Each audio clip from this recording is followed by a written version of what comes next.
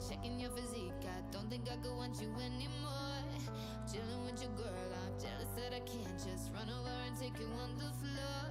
And I don't wanna cross nobody, I know it's never worth the pain, but I can feel your eyes run down me, and all my sense just floats away. You got me in that. Hello, welcome back, another stream, episode 22 I believe. We're going to continue working on Master Mints today. Last couple of days I've been trying to get through to doing Payment Gateway and I've been procrastinating, I've been struggling. But we're going to solve it today, we're going to get into it, we're actually going to start building some stuff. I've actually started building some stuff already. I needed to kind of push through a little bit of a wall that I was coming across off stream. So I've done that and I'm going to show you what I've done so far. It's not too much, but it's just enough to get us started. So we're going to continue on that today. And I also have a couple of other things. Let's just jump in and take a quick look at what has changed. If I switch over to NeoVim and open up our code, we can see we've got a few files here that have changed to my Git status, and what we'll do now is we'll commit those and figure those out. There's a couple of different things that are going on here. First one is I kind of came across this different technique around, I'm trying to clean up some of these views, and so I've built a little bit of a helper. The way this helper works is in our transcription show. Should be here. Replace a big chunk of HTML that was going on before to do this pinned element business. I've wrapped that into its own partial now, and that partial I can render with the helper. So that's all to do with the same block of stuff. That's those three files.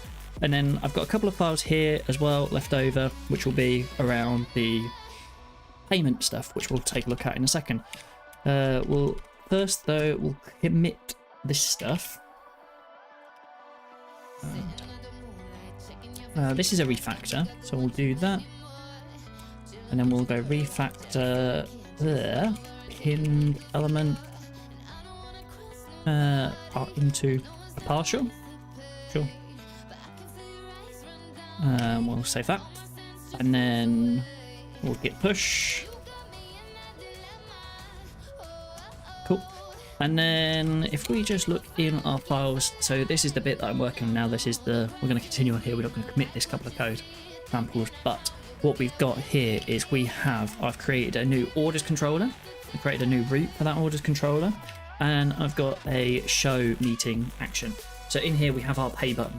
So if I just simply log into Master Minutes, we can jump into the platform now. Hello, Bitwarden, yeah, you're there. We're in. If we go into viewing our, well, one of these should do. No, not that one. Hello, yeah. So here we've got our transcript. We've got our 33-minute recording. We've got our generate transcription button. We've got a pay button. What happens when I click the play button is it takes us to our order controller, and our order controller redirects us to Stripe. Coming in this flow, so we have our pay button here. It is a button. It makes a post request to our orders path. So if we go to our orders controller, in here we have a create action, and that's going to set the current account payment processor to Stripe. And then using Stripe, we're going to create a checkout session, and then we're going to redirect the user to that checkout session afterwards. At the moment, we've got this product data just set to t-shirt. We are going to take in a recording ID, and actually a lot of this we want to do in a model, but for now we're going to do it in the controller, and then we'll figure that model out in a moment.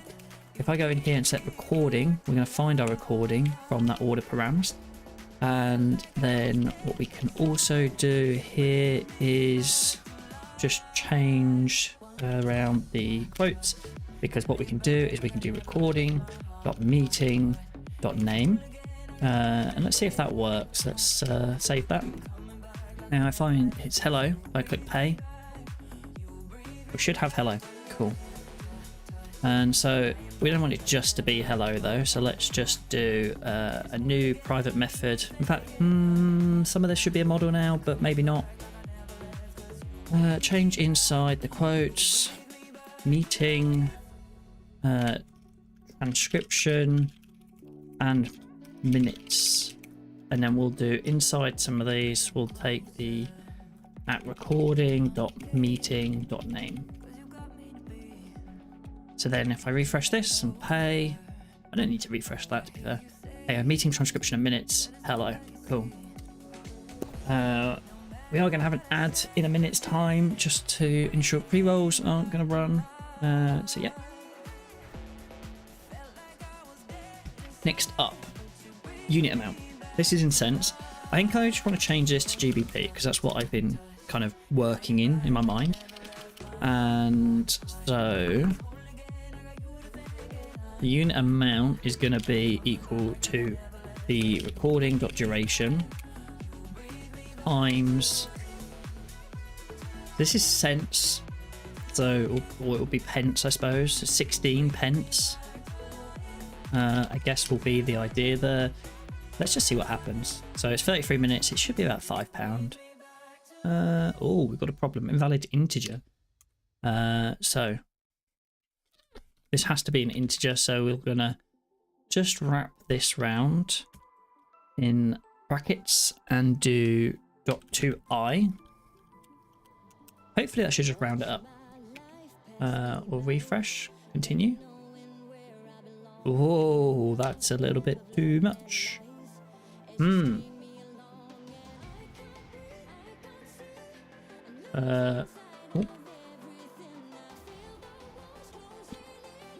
1.6. No, that's still.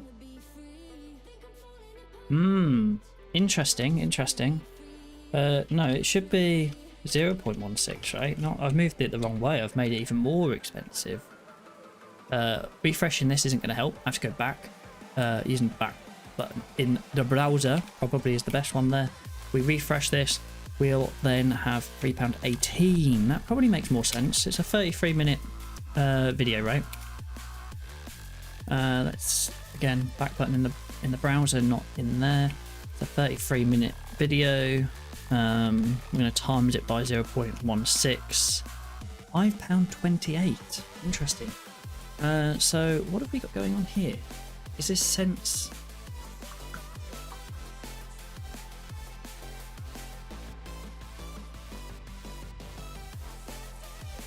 Afternoon, sir. How are you doing? Good-ish, thank you. How are you? Hope you're doing well.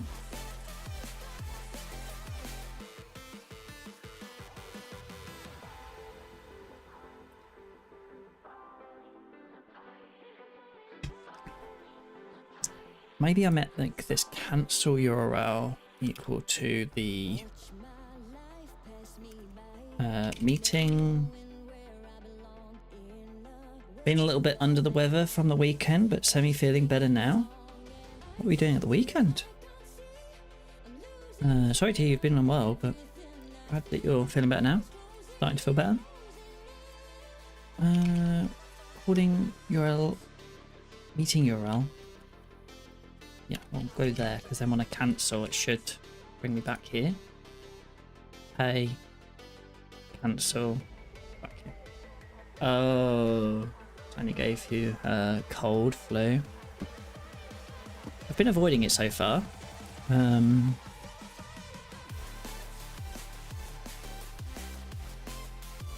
Yeah, it does seem to. It's the time of year.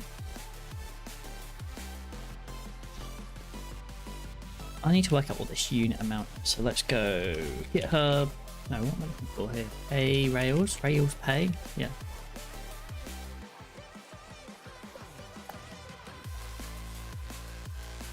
We're using Stripe, and then we're going to use Stripe checkout.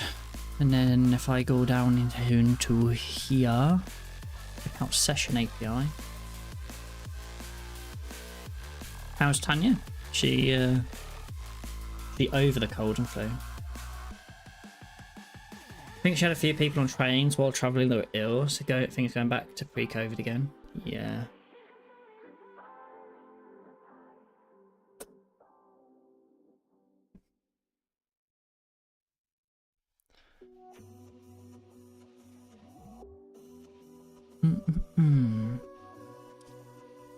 Line items, price data, unit amount decimal. Interesting. Same as. Oh, okay. So I have to send one of these.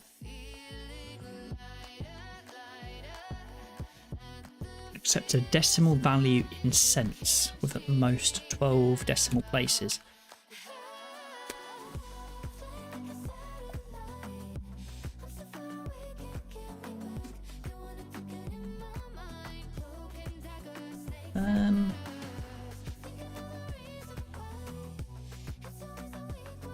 And then what's the deal with the currency? If we let a currency code, must be a supported currency.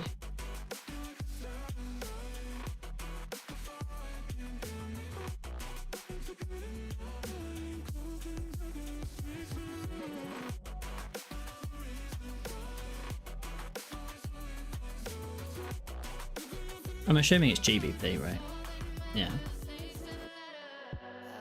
Minimum charge amount 30p. 30p. Okay. So we say the currency is GBP. And I'm assuming that this says cents, but I assume that just means like the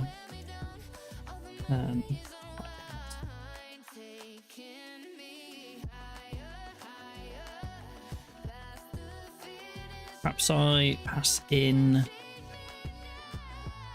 this amount instead.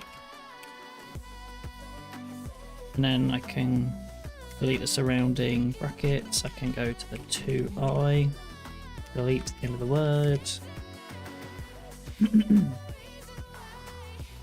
Hey. Checkout does not support GBP prices with more than 2 decimal places in the payment mode. You passed 31833. Okay.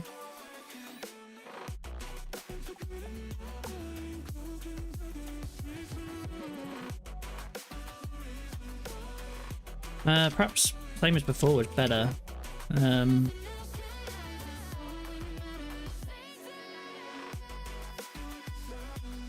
I'm doing here is 33 minutes long.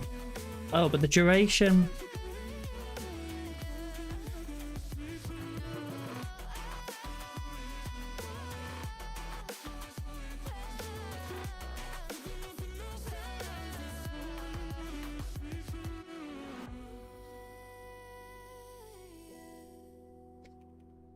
let's just go into Rouse console and see what's going on here.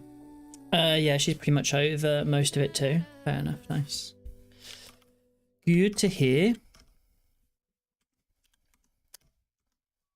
Recording.last. Actually, it's not the last recording I want. It's meeting. Find. What number was that? 34. Meeting.find 34, yeah. Oh, my account's no. Current.account equals account.first, and then I should be able to get that. Find 34.recording, and this is recording.find. What number is it? 37. And then duration 1989.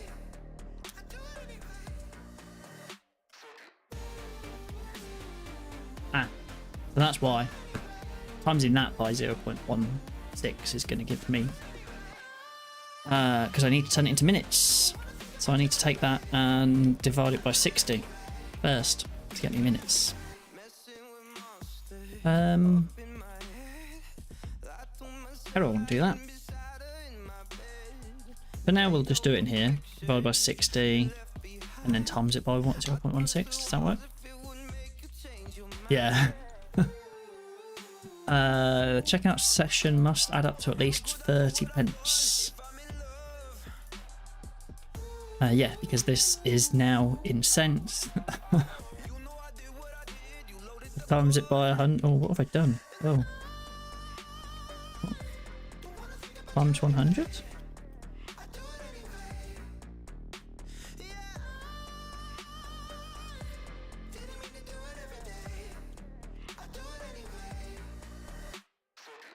£5.30. Yes. Good. That's what it should be. Or it sounds about right. It's a 33-minute. Math bits I can send me help with now. Previous experience helps.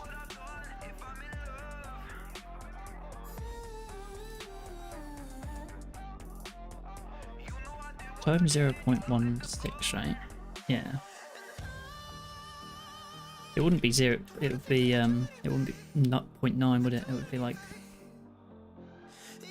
don't know. It doesn't matter anyway. It's close enough. It's about right.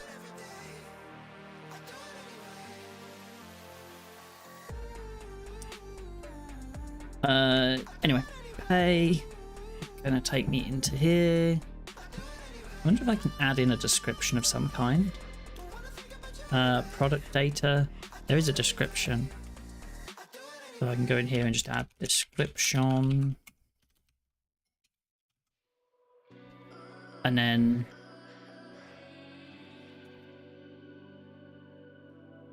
recording.duration divided by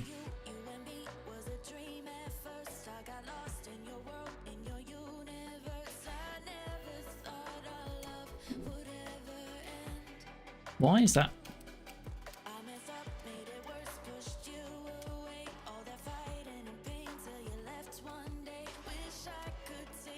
Then when I click pay, it should fill that like random number in there. I wonder if I can.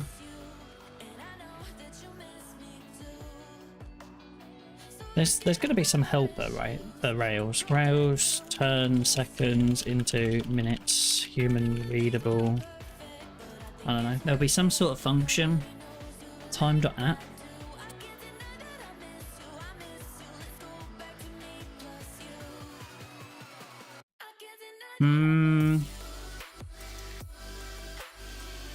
Yeah, I suppose that could work.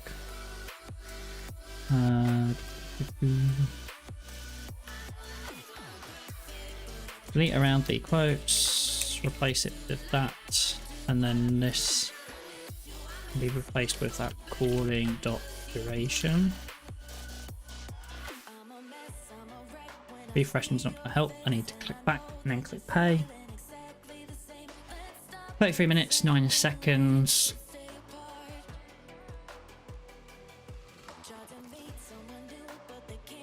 Question being, at what point will you be rounding the minutes up or down?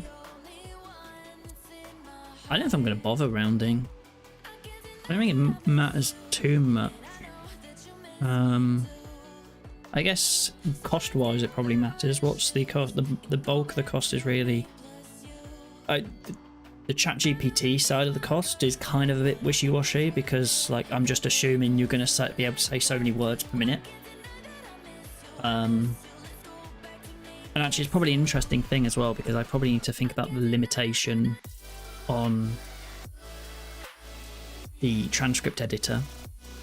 Just because the meeting was 30 minutes doesn't necessarily mean you can't go in the transcript editor and just write them a massive, like, story,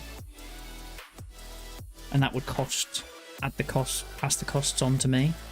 So I need a limitation really on the number of tokens based on the duration of the thing. And that's okay. I can work out a cost token type thing. The other one is transcribe. AWS transcribe pricing, of which I get 60 minutes per month for 12 months for free. I mean, I don't know if I have that free tier anymore. It is per minute, but yeah, at what point do they decide to round up or down? Minimum per request charge of 15 seconds. I probably have enough buffer. So it's 15-second increments, right?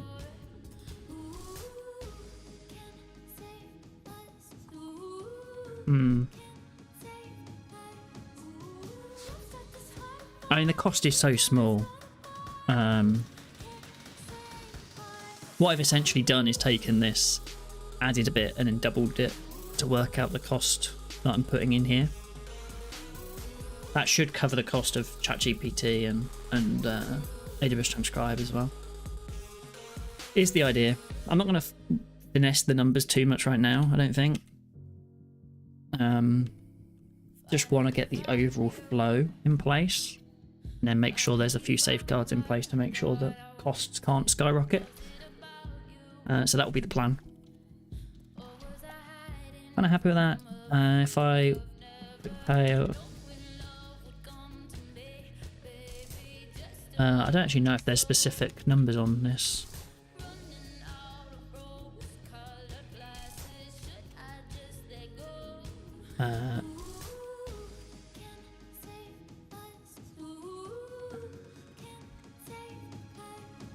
Hey, does that work? I don't know.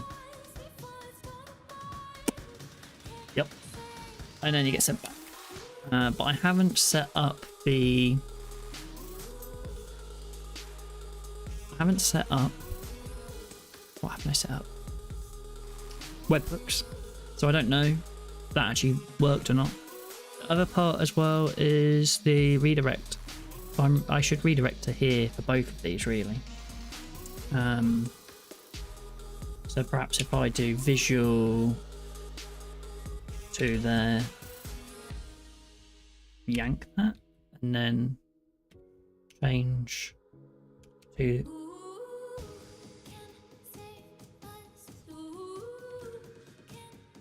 and then delete to the end of the line. So either way, I should come back to that meeting now.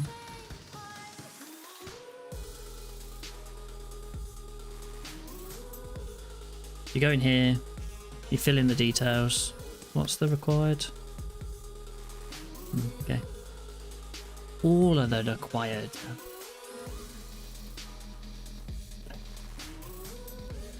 I'm going to redirect to there.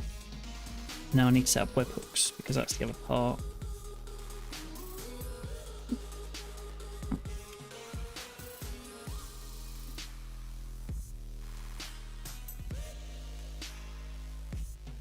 So I need to do this part. Is this just a model that I can write?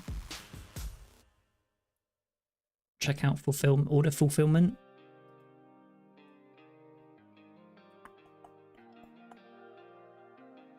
I don't know if this... Where do I write this? Where do I put these? The other option I have as well is one of the things I've done is that I've seen is this. Like I can link the order to a charge. So maybe I just try this and see what this looks like first. After create, fulfill order.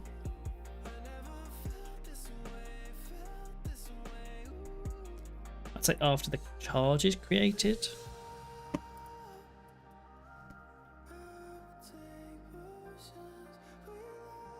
So now I should be able to go through this flow, which is you go in here, you pay, you do your 42, 42, 42, 42, 42, 42, 42.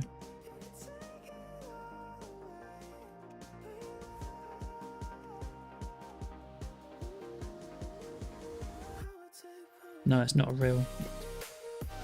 XX00 1 XX. Okay.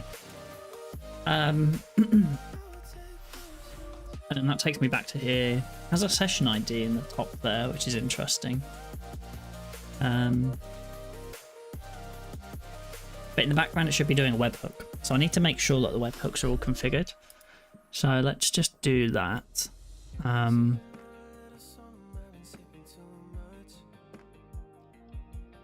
There is Stripe CLI. I need to have the Stripe CLI running using this. So it looks like there's a pay/webhook/Stripe. Is that a thing? Pay/webhooks Stripe. Pay.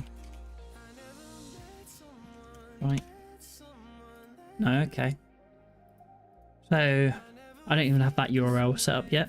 So I need to figure out the URL first, which looks like it might be this. It's like, apparently they're automatically mounted.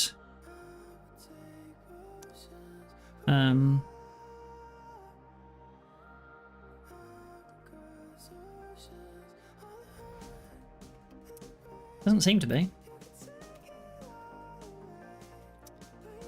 Maybe it's a post request, right? But I'm not even seeing it in here, right? There is webhook/Stripe. There is not under pay, it's just webhook/Stripe. Routes for pay engine. I mean, they are posts, so maybe it is. Let's just see pay/payments/1. Okay, cool. So it is a/webhook/stripes. That's automatically mounted. We already have that URL somewhere. So we need to run the Stripes CLI in the background by the sounds of it. So we'll take that. We are on localhost 3000. Yeah. And then we need to run the Stripes CLI. Let's add that into our proc file because I think it just makes sense to run that as part of everything that's going on. Stripe. And then we'll change localhost to 127.0.0.1. So that's Stripe set up. If I go back to Ruby, I can Control C, spin it up again, see what Stripe says. It says ready, and just spits out my signing secret. Again, won't matter too much. I'm going to reset all of this before anything really goes live. They'll have different ones in production, so fine. So I now have my webhook signing secret, and then local tunnel is crashing now. Great.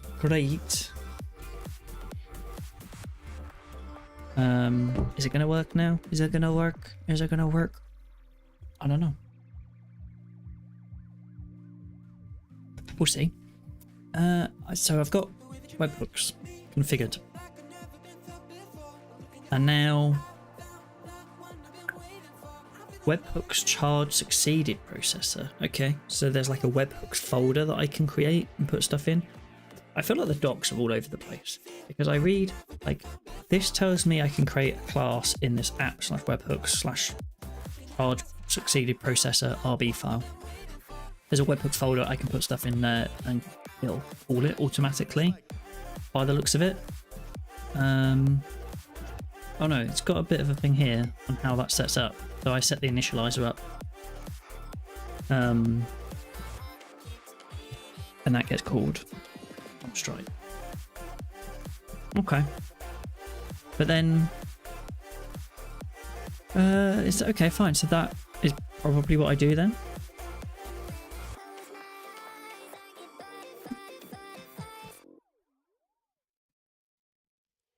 So there's that, but then also in Stripe checkout, it's kind of got the same thing, but only part of it. Like this is only half the story actually. That looks like the full story is that I need to do this initializer on load. So I think that's going to make sense. Oh, I'm going to comment this out again, which apparently doesn't know that it can support, even though it can, which is like the hash sign. I don't need local tunnel at this moment in time.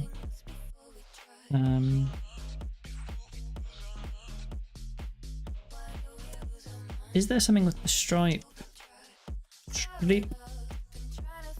API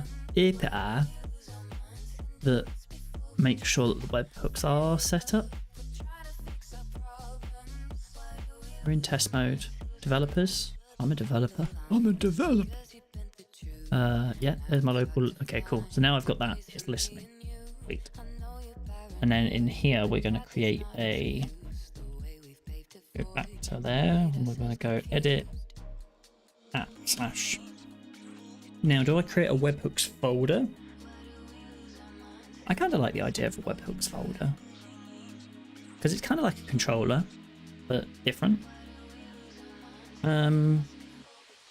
Yeah, webhooks, and then we'll go /webhooks, and then we'll create a file which is going to be. I mean, it could be here. Charge succeeded processor. Charge succeeded processor.rb. Is that correct? Is that correct?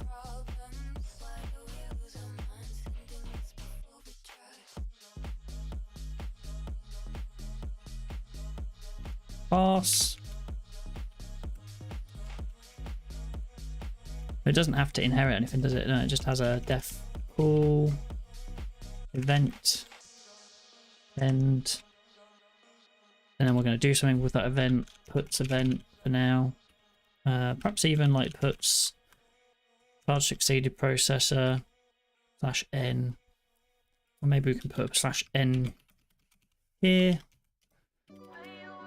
That's all that needs to happen in there for now. We're going to figure out what we do in there shortly. And then if we go in here and grab that, this is in the initializers pay. So do we have a config initializers pay.rb? No.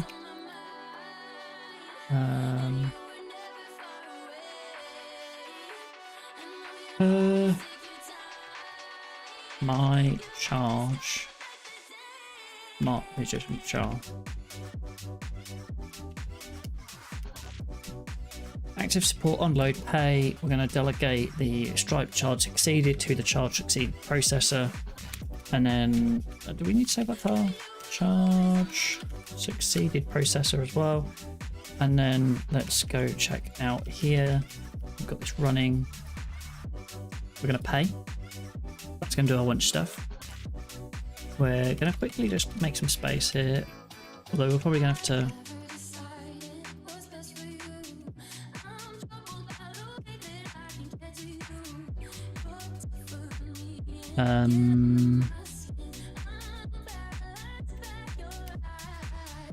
No thanks. Interesting. So that's because we had a webhook received that then sent the email automatically for us. That's quite nice. Then we came back here, and then we should have also had a big blob of stuff. Okay, there's a lot going on. Do we have anything in here around our Stripe charge processor mabob? Don't know. Let's see. Let's see. Did it work? We've got a Stripe controller.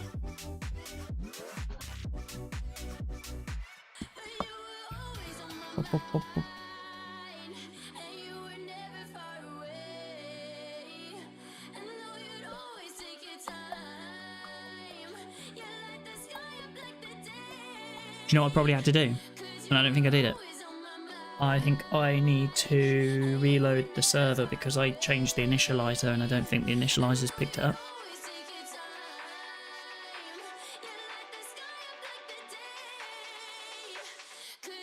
Yeah, let's I have to close it down, reload it up, and then go through the flow again.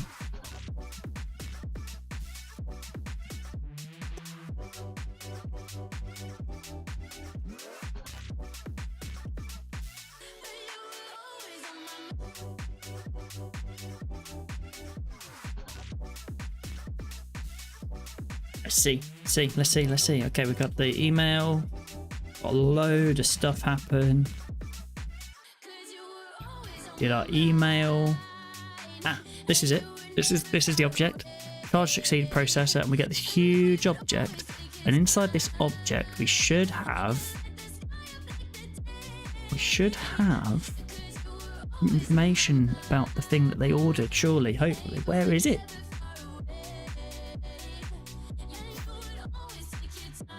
Don't see it. How am I supposed to know? How am I supposed to know what I'm fulfilling? What order I'm fulfilling?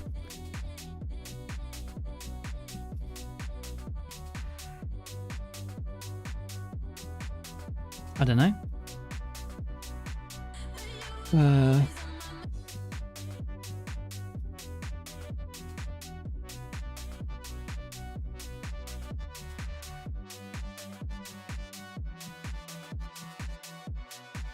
This is the object. How am I supposed to know what you are? Okay. W, command W, command W, command W, command W. And close those tings. How do we know? Data, event.data.object.id. Okay. Well, that's the charge. This is what happened by default. I think this is the default one. Because it syncs that charge. What I'm a bit confused about... Oh, no, not in here. It's not the right place to be doing that. So in here, I put metadata and recording ID. I'm kind of hoping.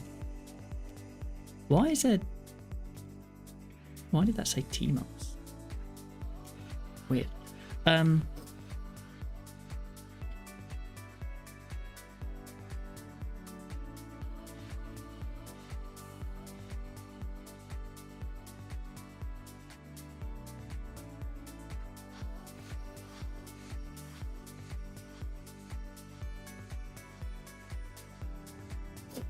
Where is the information about the thing I ordered? There's metadata there. Object ID, paid, true, order, no. Amount, 530.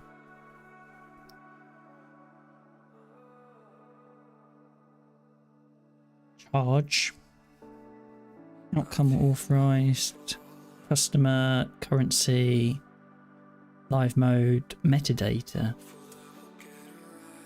What about the thing I ordered?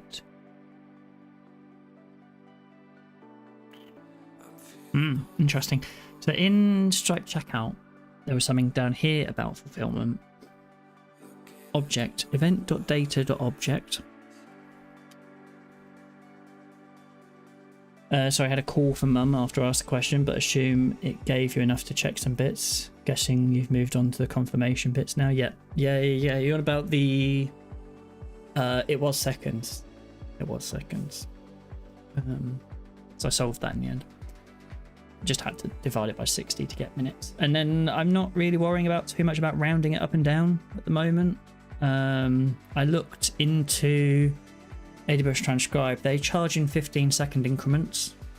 And I figured that, like, I mean, if we're charging 16 pence per minute, then what is it like? Yeah, 4 pence, and it's probably actually like the actual costs are like 2 pence. So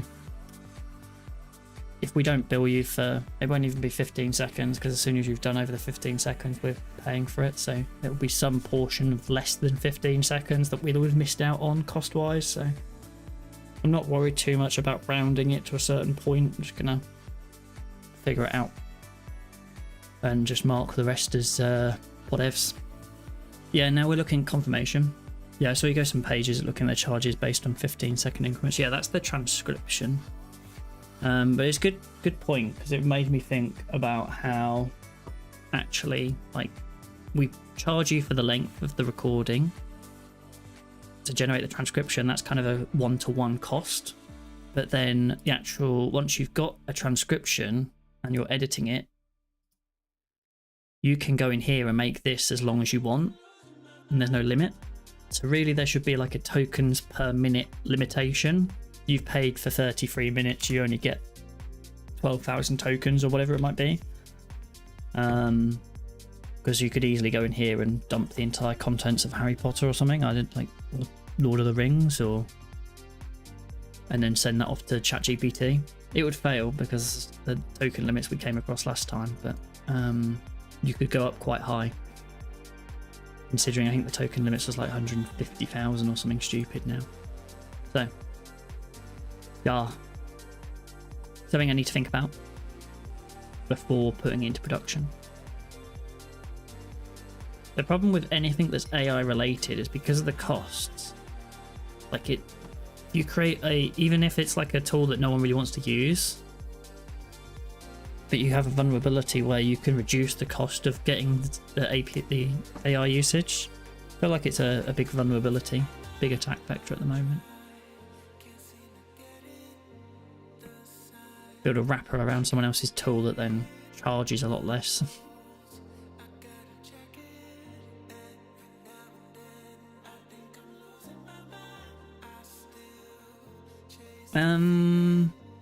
Yeah, now I'm trying to work out fulfillment. I need to give them more food before I do feel like I'm giving you more problems or later features to think about. No, it's cool. It's cool. I do need to think about it. My goal really is to get a version of what I've got so far deployed and online. And then I can deploy to that. It won't be perfect. There's bugs. I know there's loads of bugs. but I don't really want to put anything live that doesn't have... We've got authentication in place now, but there still needs to be some sort of payment gateway because there's a cost. Once I've got it live and in production and there's some version that can be used, there's a direct connection between its usage and my wallet. And I don't like that unless it's adding to the wallet, not taking from the wallet. So that restriction is definitely one of the things that I need to think about.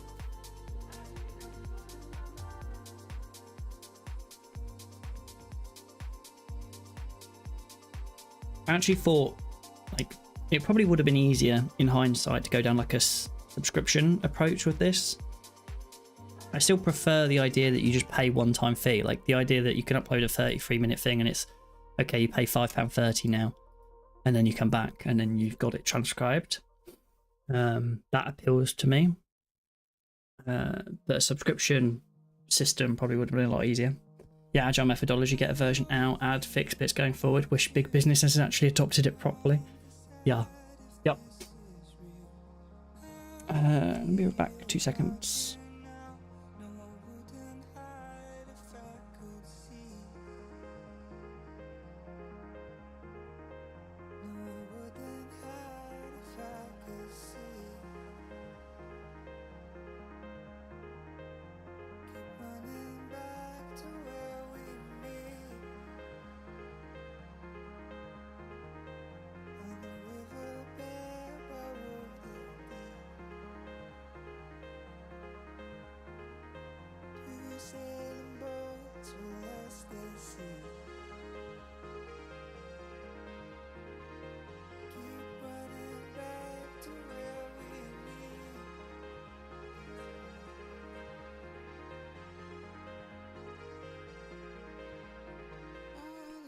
Back. What did you do? Oh, that was the Discord mute. I'm not on Discord, so it's fine. Where was I? Okay, so I'm still trying to figure out how I capture which...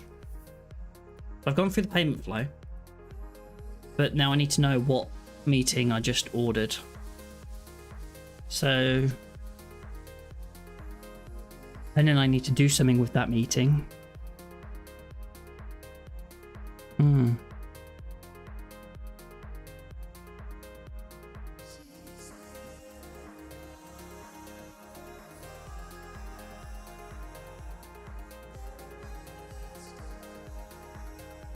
Metered billing would also be an interesting one, but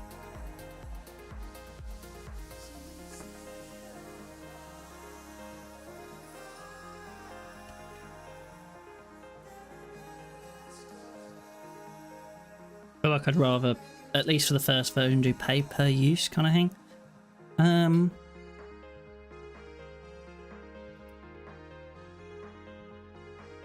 So it's figuring out where the meeting name is captured and then any other metadata you want to show on the confirmation page. So what I need to do is like this. We go through the, so this payment flow, we go in here. This is an orders controller. So we have, in fact, let's just, what have I got in here at the moment? And harpoon, close that. Meeting, show. Okay. So on line 36, this line that we've got here highlighted, button to pay, takes you to the order path. So you click on that button and we make a post request to this create new order. If I go back to our orders controller, this is the code that runs. We have a bunch of code in here that just says, okay, one of the things we did in here as well on this line was send in the recording ID to say, hey, here's the recording we'd like to kind of order a transcription for. So that's passed in, that goes to here. So we have this recording ID, we're able to get the current recording before we send you to the checkout. Then we create a checkout session. And in that session, we set a bunch of stuff like, hey, we're going to do a payment. Here's where I want you to go once it's a success. Here's where I want you to go when it's a failure or you've cancelled. Here's the line items for the checkout. So we've got one line item, we got one quantity, meeting transcription and minutes in pounds. And the unit amount is the duration divided by 60 times by 0.16 times 100.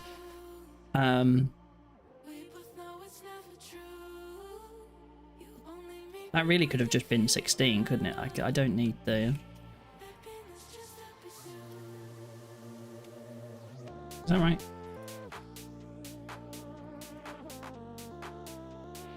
Yeah. So anyway, and there's description, and there's the bit that's in here though is the metadata. So I'm passing a bunch of metadata to say, hey, here's the recording ID. And the idea is that once you come out of there, I should see the recording ID on the other side. I'm kind of curious as to what's in the database. What database tools stuff do I have? Table Plus I'm using. And then we'll connect to a database as... What is this project? Master Minutes. So we have a couple in here. We've got charges. What's in charges? Processor ID, subscription, the amount.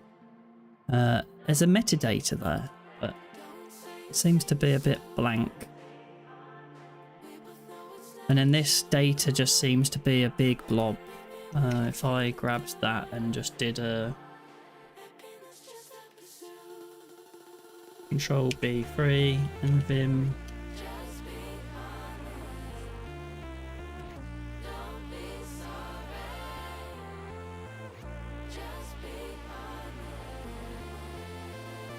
Test.json.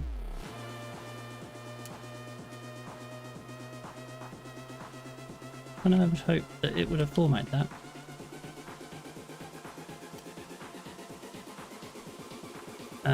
JSON.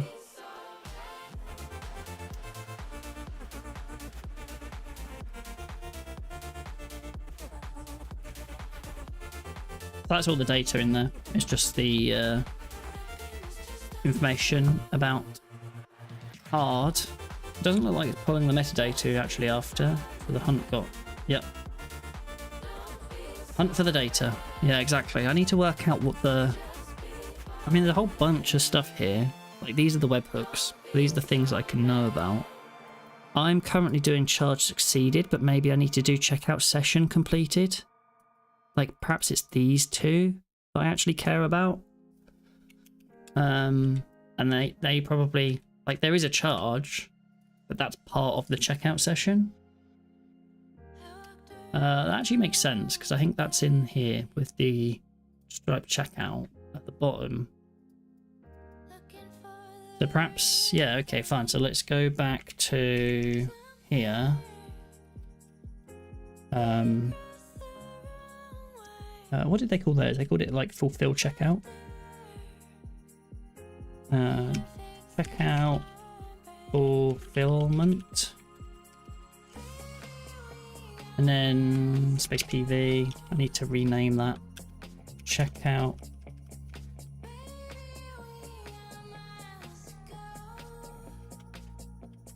Checkout fulfillment processor. I'm going to call it a processor actually, I think. Processor. We'll leave that quote there for now. How's that done?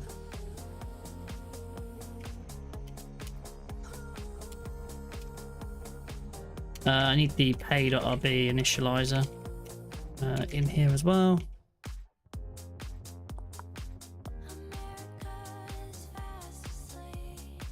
Okay. So we'll do pay webhooks delegator.subscribe to the Stripe checkout session completed. But this word is going to be the checkout fulfillment processor. And what was the other one? Async. Oh, and async payment succeeded as well. Okay. Pay webhooks.delegator.subscribe.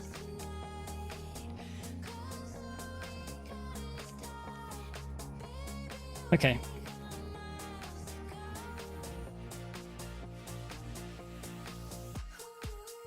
So I need to close this because we changed the initializer file. And then, whoa, what did I do wrong? Okay, I did something wrong. Checkout fulfillment processor, but it didn't auto load. Okay.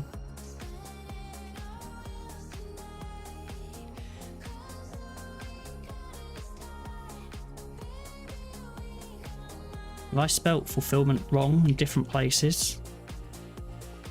Yeah, I've done 2 out. Is it 2 out? Like,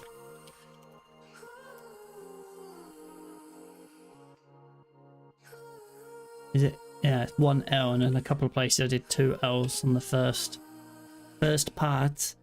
I did 2 L's here, which means I probably did. If I do S, we'll do S.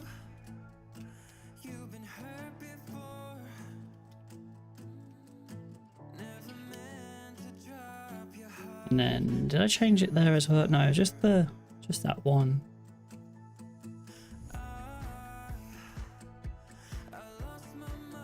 Okay. Where am I going? Control B2. Let's see. I don't know. This should probably give me the data this time. I think. We'll see. Hey.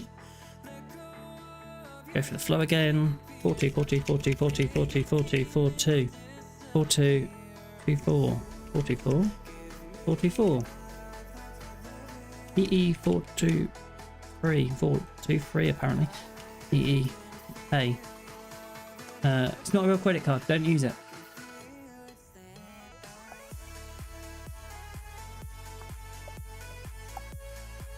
So got a couple in here. Charge succeeded processor. Oh, we have another one as well.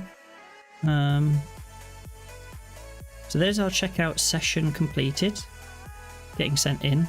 That calls the webhook. That then adds that into pay webhooks to be processed. And then at some point we get the email. And then there's the charge succeeded processor, which actually is now the checkout session. Does this have information about the line items or not?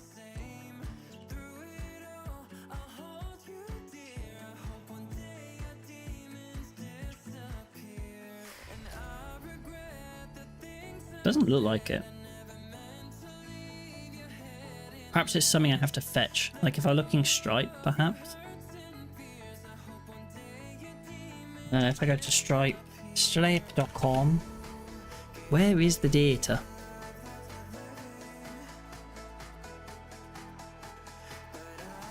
These are all the payments. Click on one of them. Can I see some information?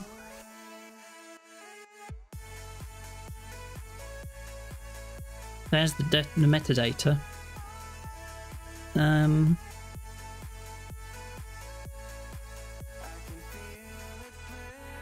Meeting transcription, the minutes.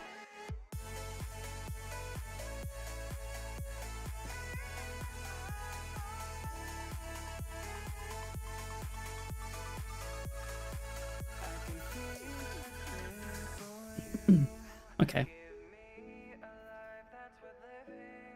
You still don't seem to have access to it directly, which means I probably have to use the Stripe API to fetch some information about this specific charge in this specific checkout session. Some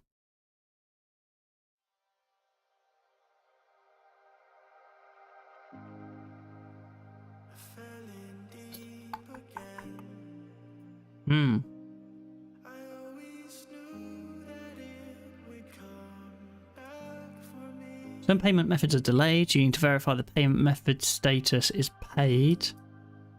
So that's fine. I can do that.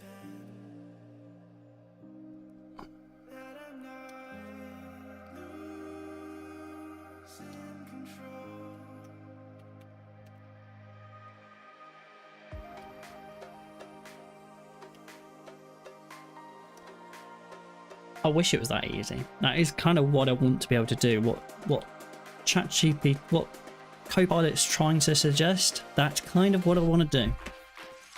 Recording is recording.find object.metadata.recording ID, but it's not in the metadata. Is there somewhere else I can put it? Perhaps. At the moment I'm putting it in the payment stuff. Can I just put it on the session itself? There is a metadata there. So perhaps I just stick it on there. And that should pass it along. At the moment I'm currently putting it in the metadata on the price data.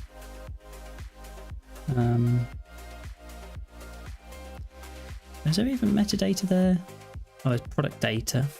And then there's metadata there.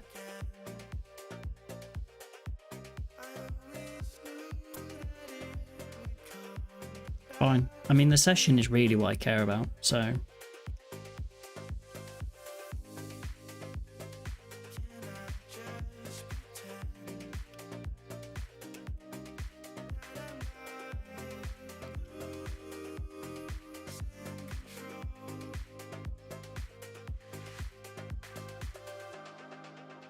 So I can put metadata in there as well. And then if I go through the flow again, for the bazillionth time, I really should just save the card information.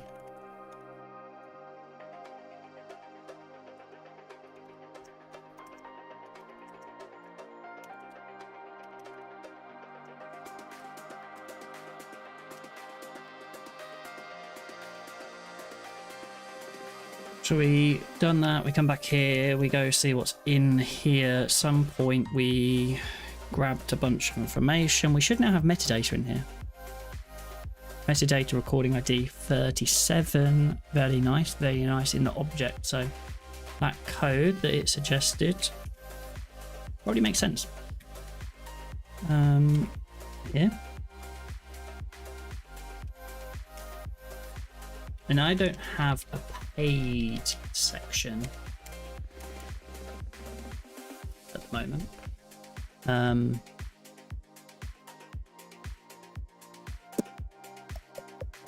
I need to add paid as a column.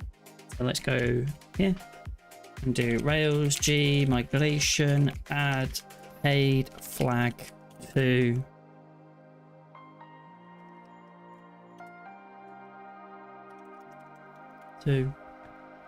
recording. Paid boo.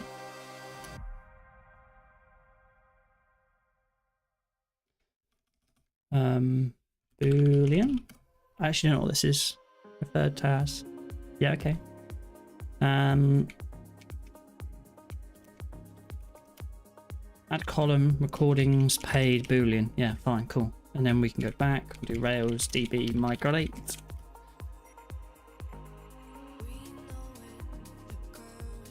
Cool. Then what are we doing from there? Going back. We just have a thing that says hey paid. Is it useful to get like the charge ID and then relate the payment to a specific charge? Probably. Because then I can actually link it back to a charge. We have charges here, right? I reload this. There's loads more charges. There's processor ID. There's ID.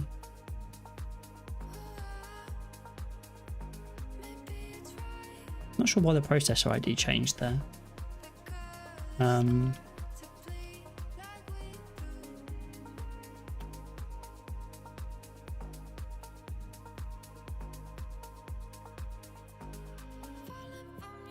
Payment intent ID.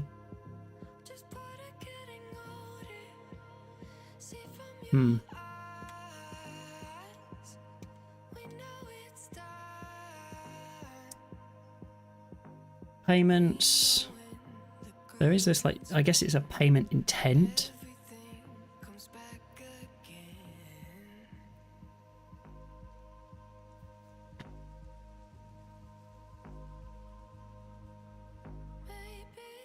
I do kind of like Table Plus, but there's a limitation on Table Plus that means I can't open multiple tables. Like, I can only have 2. What database are you using? I'm using Postgres at the moment. And hey, Alvi, hope you're having a good day.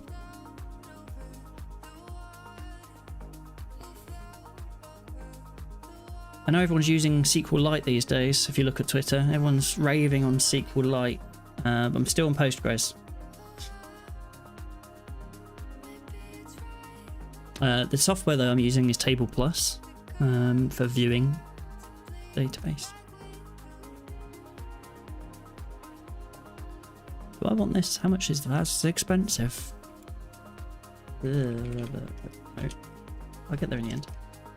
£70.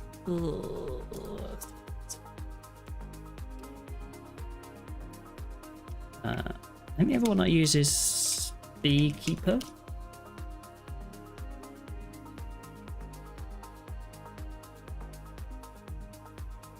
Which I haven't used in a while, actually. There's a lot of random crud in here.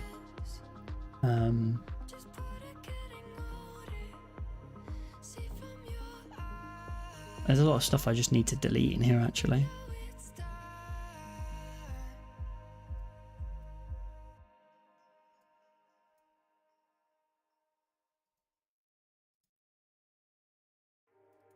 Yeah, and then I can select the thing up here, which is the... Okay. This is Beekeeper, which I think has a free version and also a paid version, if I remember correctly.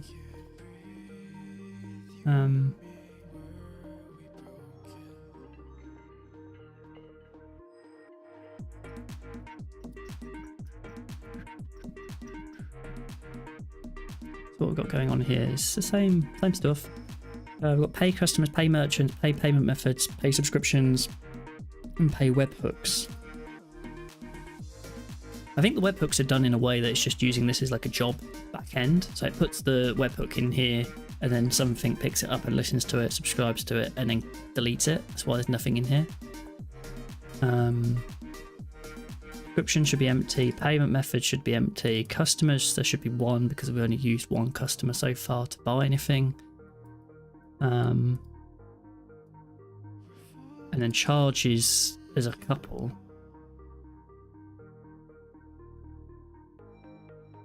There is a different charge ID for each one of these. And the customer ID relates to that customer. So when I get the...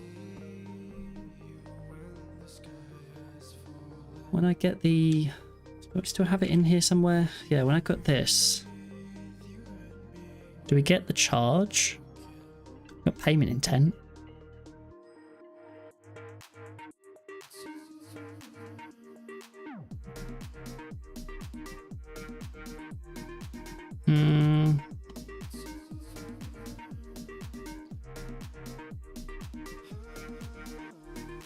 Get the customer, but don't really seem to get the charge. Payment intent. Does that match? Like the 30Z 4TG? Kind of, but not quite. They are different IDs. I have the payment intent here either, do I? No.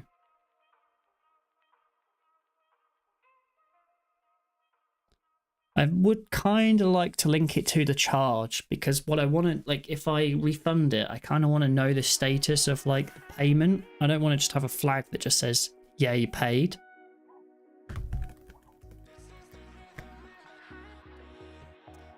So, need to figure that out.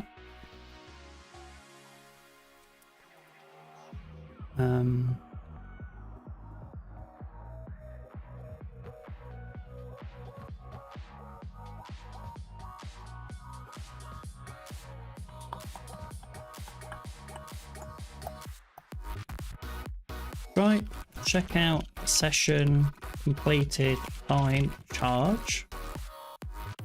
Get charge ID associated with a session. A completed checkout session will have an associated payment intent, which in turn has a list of charges associated with it. This was not obvious. When did Stripe get so confusing? And the second link is broken. I don't think you can go from payment intent to charge anymore. More here.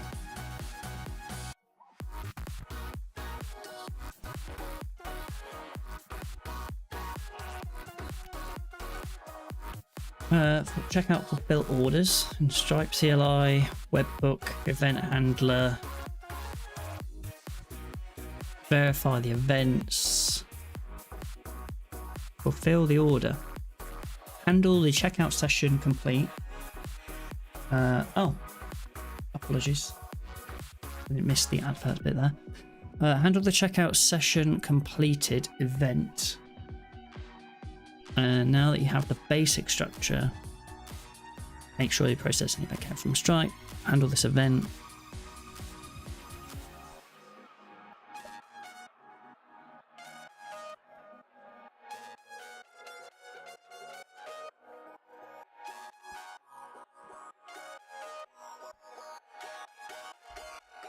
Retrieve the session.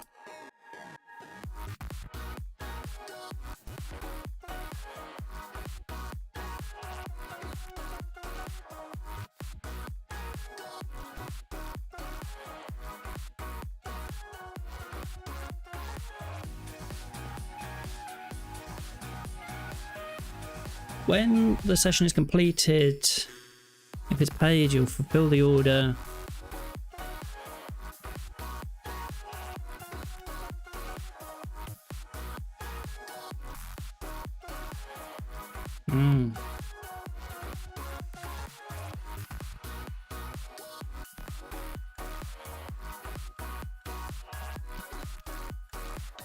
Didn't know there was so much.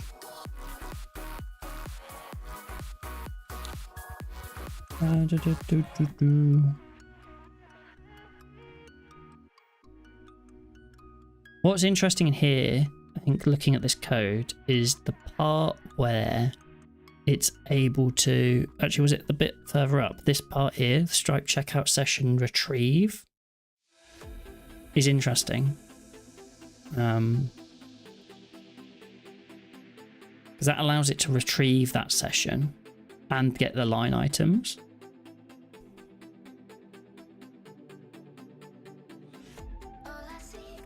Kind of want to see, yeah, the reference for that. Quite nice doc. Good docs. It says no parameters, but it definitely takes parameters because we just saw how it could retrieve the parameters. Let's see. Is there a charge in here? Don't see a charge in there. Retrieve a session's line items. Okay, that's how. Okay, these docs don't mirror the docs that we were just looking at, so there's that. This is how we get the line items. If I wanted to know exactly what the line items were, we only have one. I'm kind of not worrying too much unless there's a charge associated here. That's listing all of the sessions.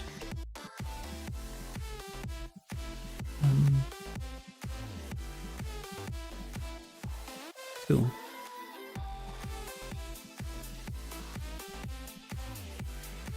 Charge.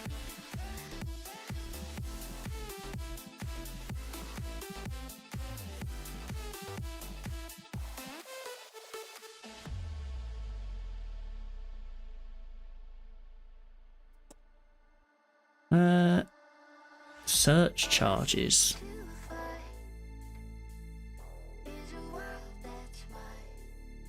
Retrieve a charge. That's using the charge ID. I don't know what the charge ID is.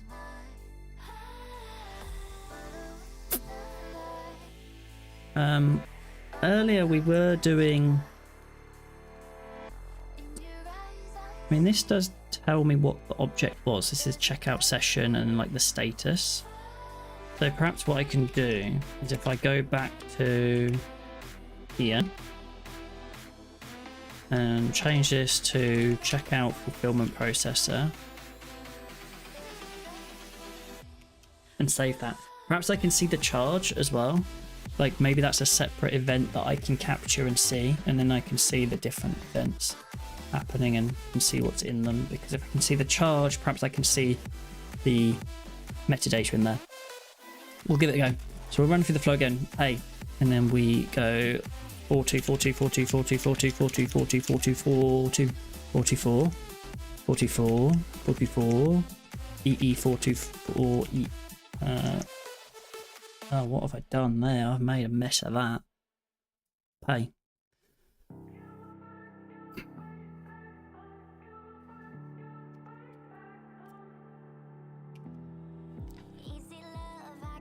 Okay, so what we've got here, this is the checkout session, payment status complete. Is there another one for the... I really should have, like, you know, done a couple of new lines to make sure that it was clear. Because is this the one from before? Looks like it. Let's add some new lines and then I can know where it starts and where it ends.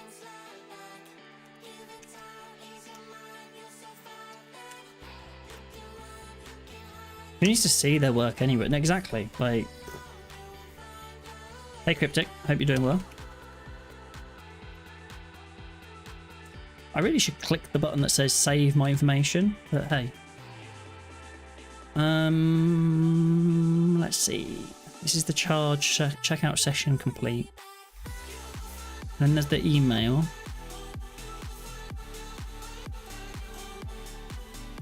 Where's the big gap? There's the big gap. Okay.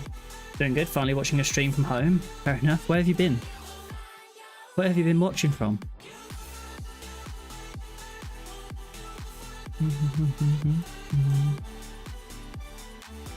There's charge succeeded. We've got charge succeeded event. But then we don't seem to call the webhook that, even though I've said I've been traveling the West Coast for work. Nice.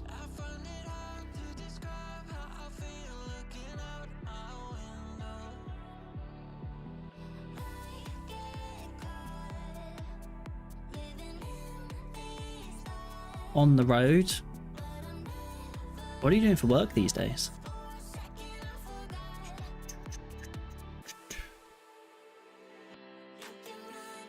Most of December I was in Vegas and Pasadena. Nice. Broadcast engineer. That sounds cool.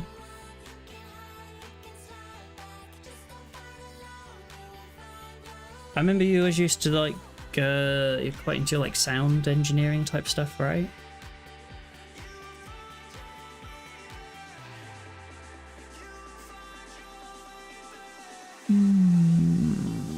This is the charge succeeded webhook details.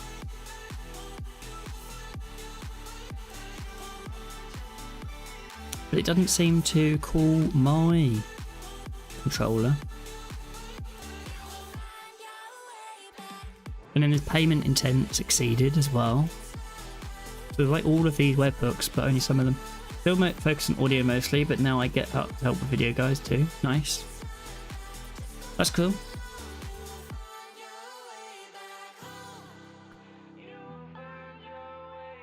And then let's check out session completed. Completed.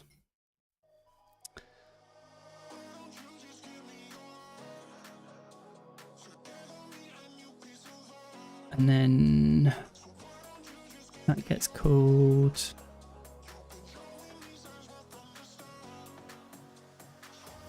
And this one gets called. I kind of expected to see that multiple times because I have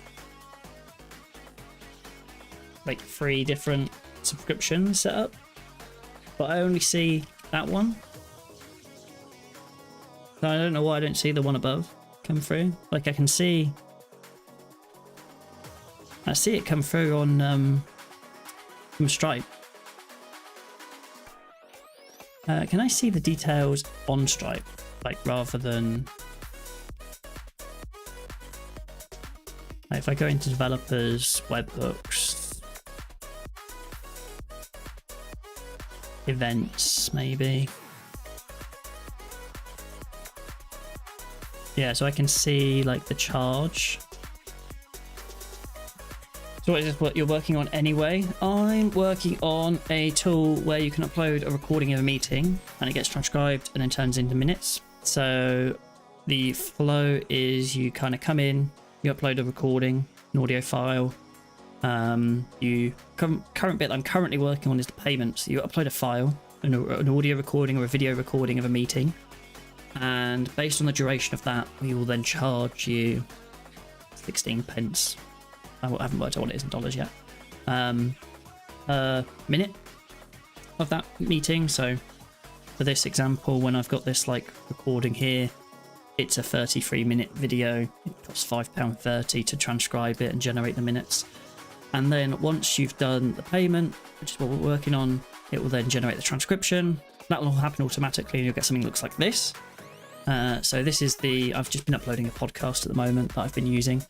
So I'll transcribe it and put all of the content into this central section, which you can then go ahead and kind of fill in, edit, make changes to. I changed something there and now I've broken something, but anyway, you can go in here, you can kind of identify the speakers and you can also build up the agenda. So after you've done some of that stuff, what you end up with is something that looks like this. So you've kind of got your agenda on the left hand side and your participants identified on the right hand side. You can also go in here and change. If it gets it wrong, you can fix a few things. Once you've done all of that, you can then click a button and it will generate the minutes, and then the minutes get generated for you. So if I just find, well, I suppose I can do it on one of these. So there's this board meeting for Gumroad that's public and it was on YouTube, and I downloaded the video, put it through the system, I click generate minutes, it will go ahead and read them and spit the minutes out. Like that. It's pretty cool. So I'm kind of just trying to bring it together now. I'm getting the payment gateway in place. There's a few bugs and stuff that I still need to fix as well. But yeah, we're getting to somewhere where I can show an end-to-end flow pretty easily, which is quite cool. I'm mostly building it for myself, but I thought, hey, like, why not build it into a little thing that I can put out there, and if other people find it useful, then they can use it. Actually, I think the core value probably isn't so much the minute generation, but like building a really cool transcription editor thing is probably quite useful for a bunch of people. There's a bunch more ideas that I want to put into this, but we'll see. I kind of want to make it a really seamless experience for editing this as well. So like you can play the audio and then it'll highlight the text and move the text down for you and kind of follow you along, and you can pause it, add in quick text, rewind with the keyboard. I want to add some cool keyboard shortcuts. But that's future plans. For now, I just need to try and get a payment gateway in place so I can get it live, put it up.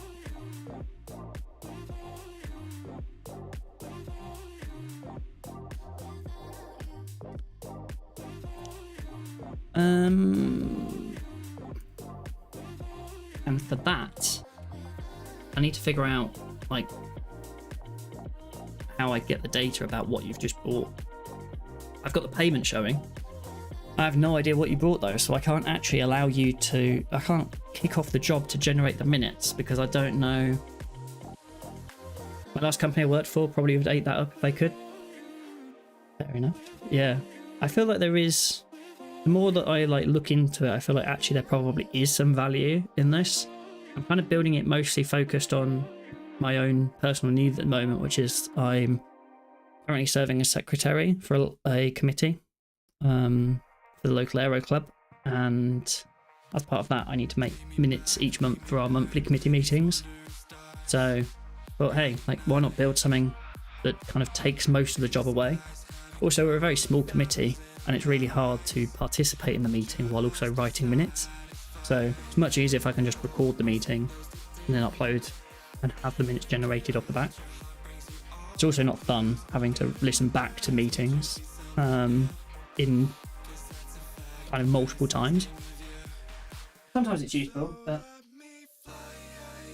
yeah.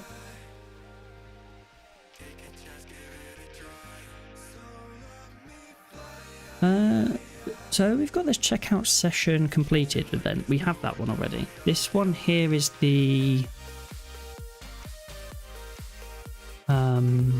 this one here is the, what was this? payment intent created. And then there's like payment intent succeeded. There's a lot going on here.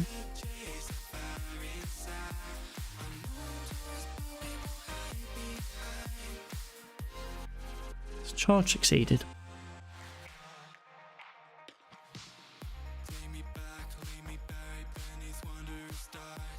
Did that go in here? Yeah, it did. Kind of. Is that? No, that's wrong.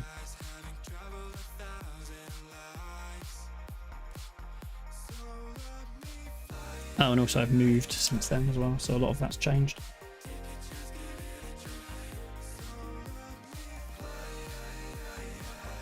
I suck at note taking, so I definitely benefit from doing like this if I had to attend meetings more often. Yeah.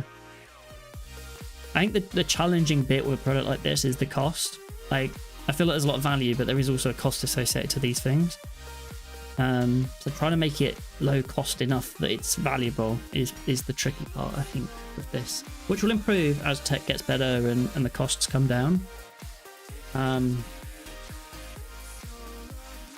I think I can manage it. Like, I think like £5, like 30, like £10 roughly for a meeting, essentially, if it's an hour-long meeting.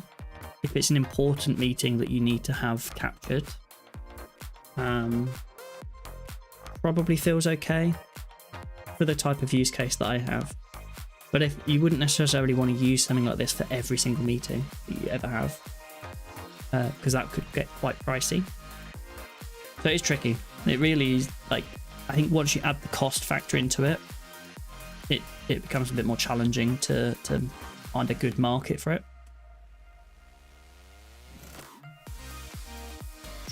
Yeah, that's fair.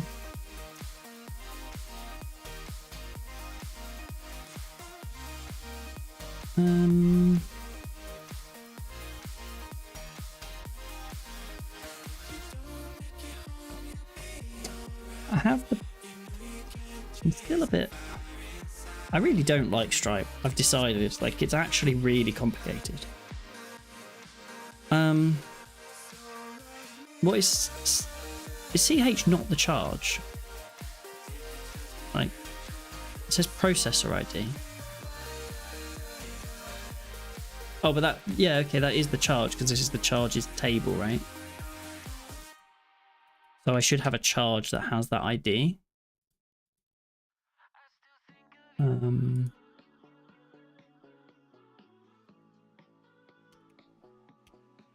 I should be able to go like payments, and then perhaps it was the last one, this one. That's the payment intent. You know, I mean, actually that's not my address. That's my ISP. I like how it's like, oh, there, this has got a risk of 33. What? Normal. Okay, fine. Charge. Latest charge.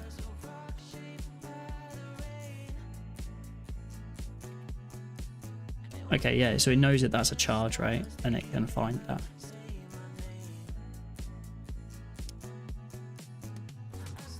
I need to go run through that pay cycle again just to see what the next set data is.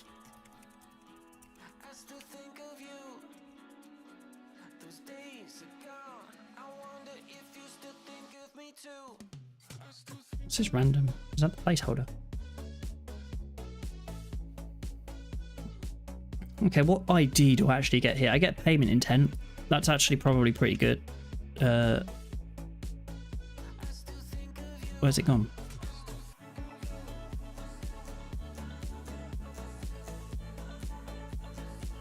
Payment. Why does it, when I click, I double click on it and it will reset to the bottom? Did it paste that at least? Yeah, it did. Copy it. Payment receipt. I don't need the payment receipt. Stop giving me the goddamn payment receipt, dude. Okay, jump to payment intent. Okay, so we get a payment intent.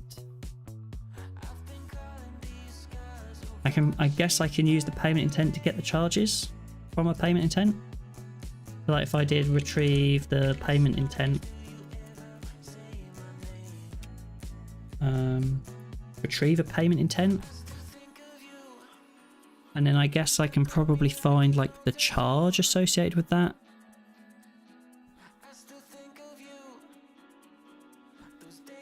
Fine, let's oh.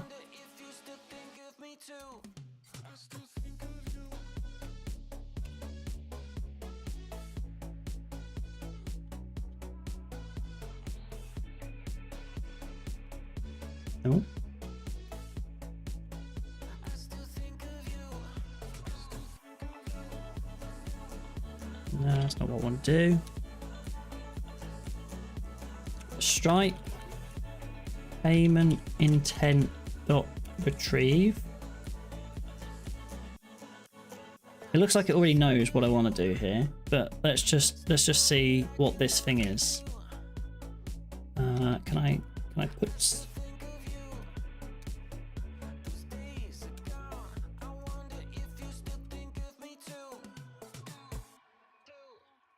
PI equals, and then puts PI.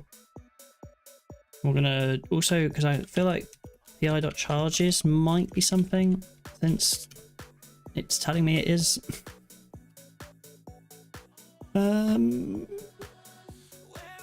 Yes. Okay.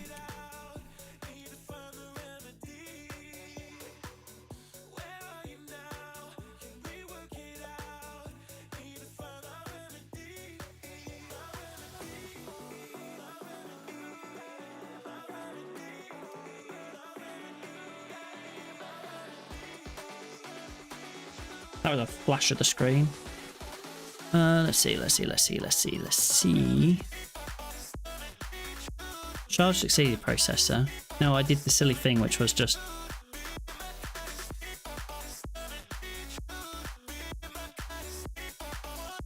I should have probably put something else in there to see.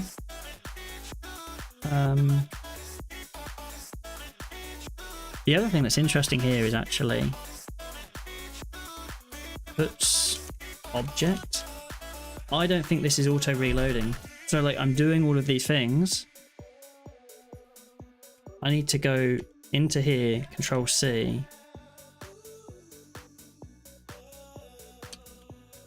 bin/dev once it's ready, you know. Let's just close that because that's...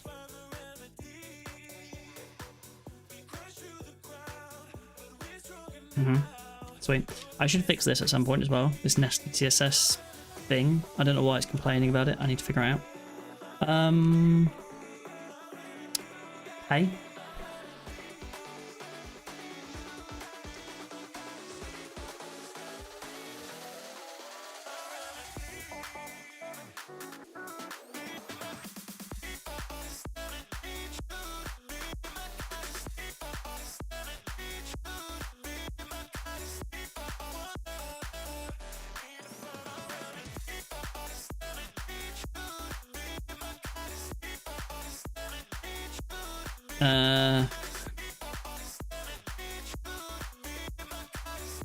Oopsie. Yeah, that's done some stuff. What have I got here? Puts object. No, obviously object doesn't exist yet, so that's going to complain about that. What I was supposed to do is like puts the event so I can see the event, and then grab that event. We can comment that out as well.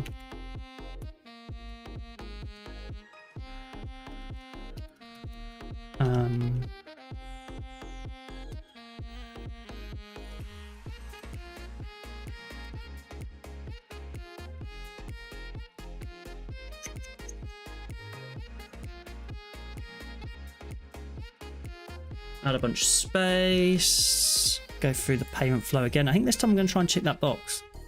Because as much as I like this little fun challenge of like spamming 4.2,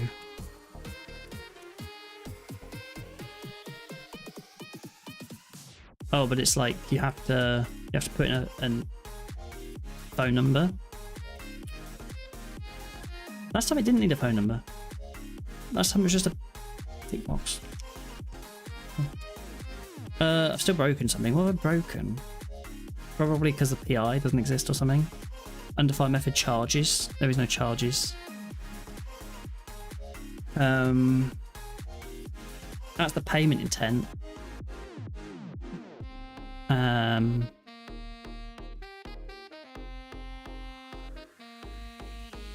Got a few things going on actually, because now I've got the block of other stuff as well. Oh, payment intent is the... Obviously, I'm asking for payment intent. This one's the charge. Did the charge have the checkout session? That's payment intent, payment method, balance, transaction.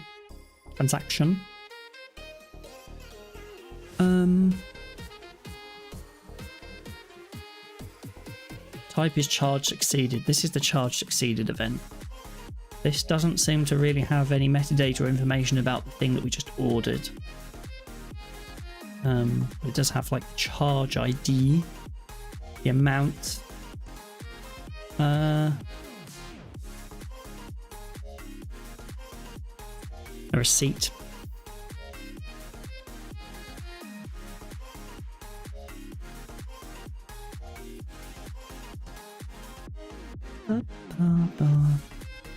Okay, fine. Then we send the email. And then this one...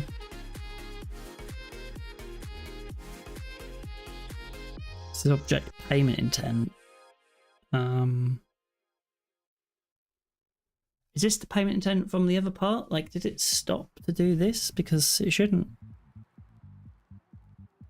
Error performing pay. It couldn't access the charges. Fine. So we know that charges doesn't exist the same way. This is where Copilot is like, hey, do this. And it's like, no, it doesn't exist.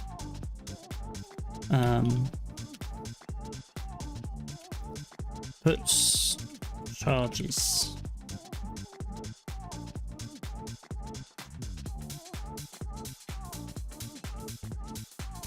Puts checkout fulfillment processor.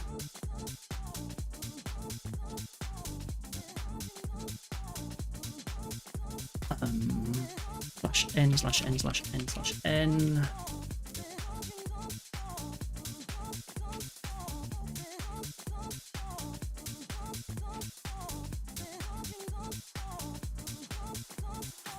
Run it again and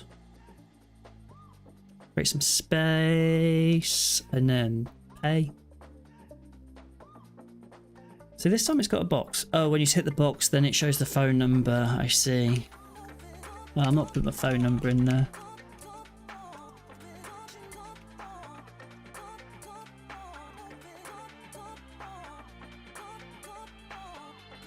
It ain't happening. You ain't getting my phone number.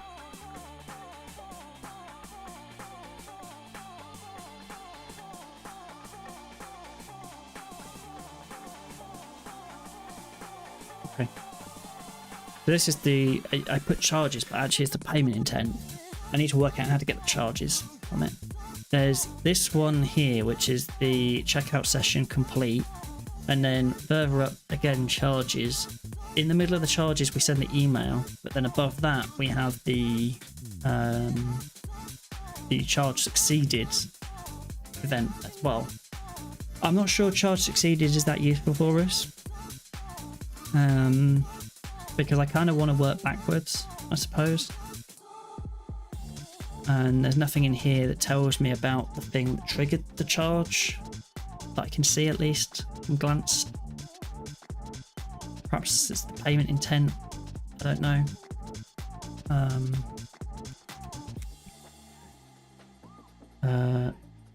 List all payment intents.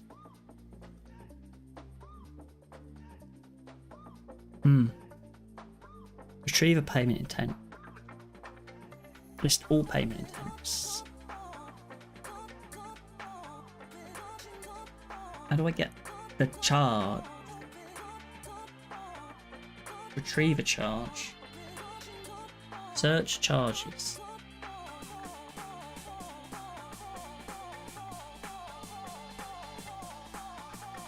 It was a bit weird what I'm having to do here.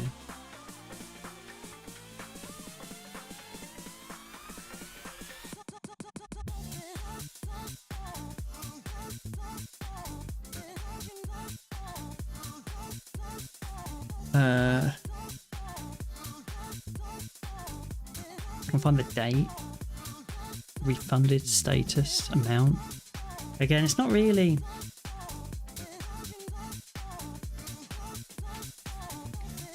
Let's sit down.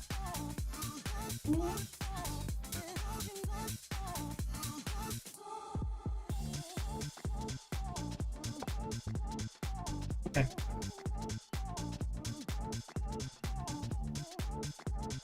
What do we got going on here? We need to... I want to link the recording to a charge, because then this charge will tell me if it's been refunded, it tells me how much we charged, it tells me when we charged it, it gives me a charge ID I can look up. So because I kind of want to get to the point where if someone says, oh, I ordered this and there was an issue or whatever and I want to refund them or whatever, then I need to be able to quickly look in the database and go, okay, that recording is linked to that charge, which is linked to that customer and that account, and all of those things should tie up. So that's what I want to do. I want to link this charge to that recording, an order, whatever. We are just going to go put some audio back on because that was the end of some of that. Let's just throw in, I don't know, house. I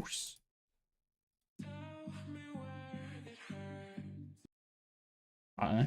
We'll shuffle, random. We'll see what we get. I don't know.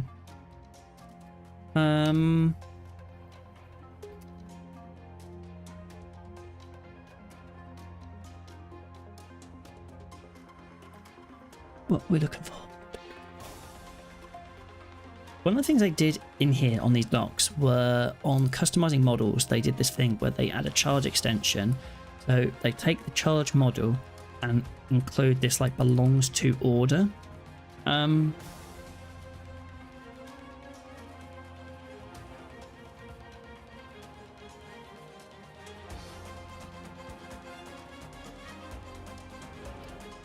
And that's interesting, but it doesn't really tell me how that order was linked to the charge, especially when we're using Stripe checkout. I think because the normal flow is that we create a charge and we create the charge ourselves here, but we're not taking that flow because we're using Stripe checkout. So there's no way of us saying, oh, this charge here linked to that. I can link a session. I have a session ID, right? Is that in here? Do I have the checkout session? That's the chart, the payment intent.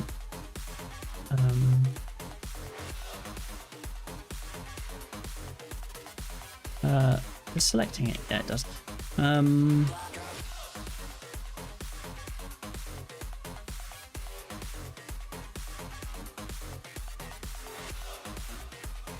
It doesn't really have a concept in here of. I was like, who does that? That's because I did some random test user at some point and made someone up. Oh, look how much money I've made already from just going through the test flow and fake money. Payments. Disputes, all transactions.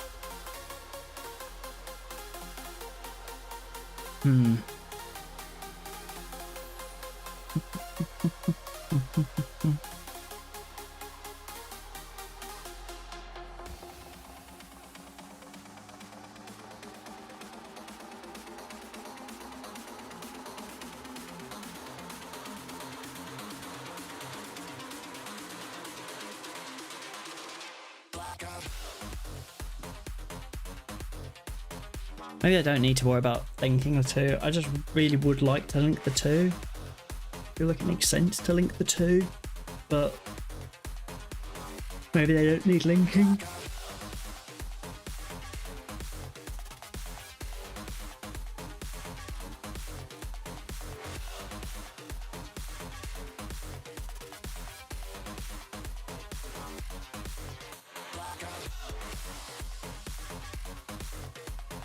Pardon me.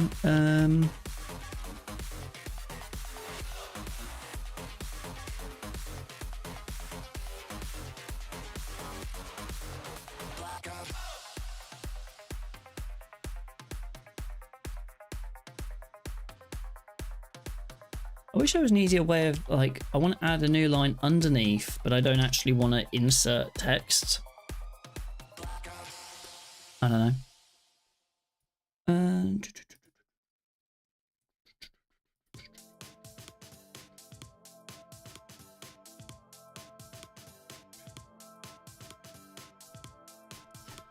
Let's see. Okay, fine. So I'm just going to set the paid value to true, and then I'm going to perhaps do some research at another time, work out whether I can grab the charge ID somehow and link the two charges. This at the very least should now work. Should have this status flag paid. And then if I go to here, I guess really what I'm doing is like, wow.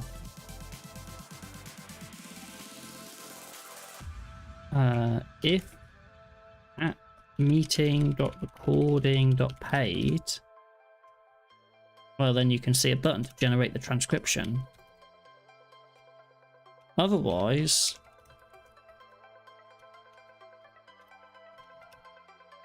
then you need to click the pay button.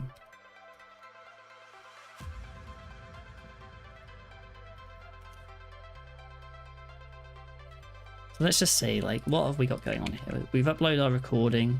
Oh, did something wrong. What did we do wrong? Probably don't need an equal sign there.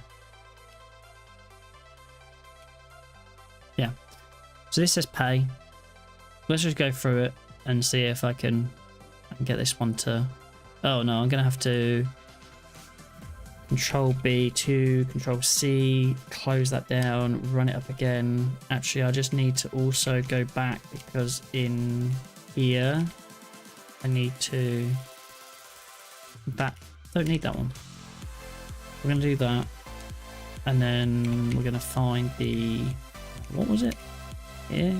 Only do it if the payment status is paid. Yeah, okay.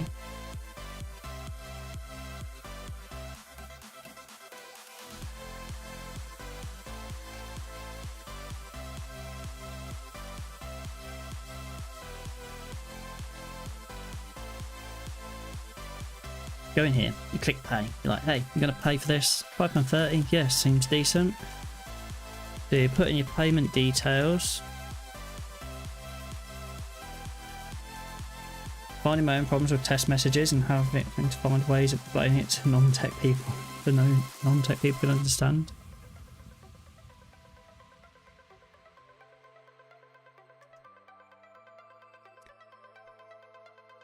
That's always fun.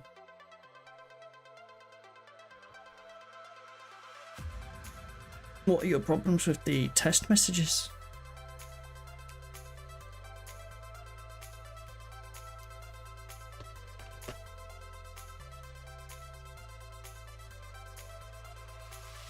And then we get generate transcription. And now we can generate transcription for the recording. That's actually pretty cool.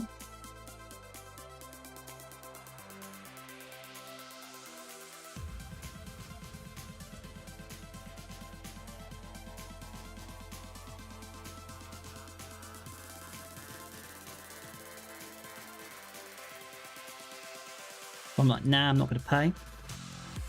You go in.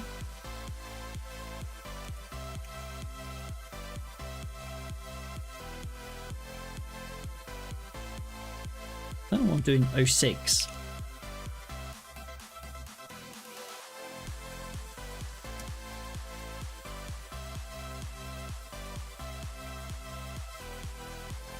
It does seem to manage to do that before you load back, actually, which is quite nice.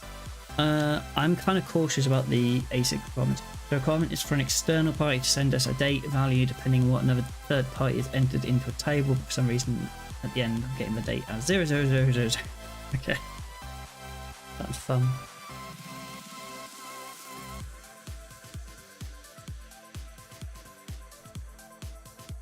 Oh,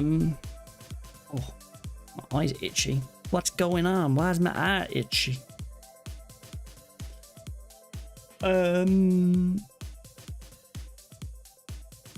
Well, it seems to work. Like, I seem to be able to. So, like, let's actually. I need to bring back a local tunnel to be able to do it. Which is in the proc file. I wonder if there's a like this proc file, nvim proc file. Like, is there anything for tree sitter? Nvim tree sitter. When the third party is confirmed, they've entered more reasonable values like 2023, 05, 29. Thus.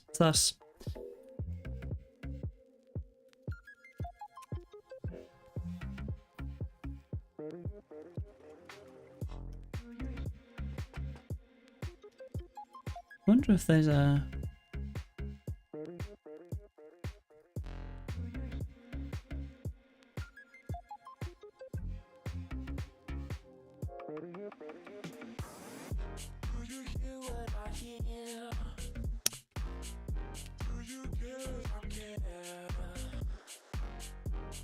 Anyway, save that. Gonna be close this, spin it back up.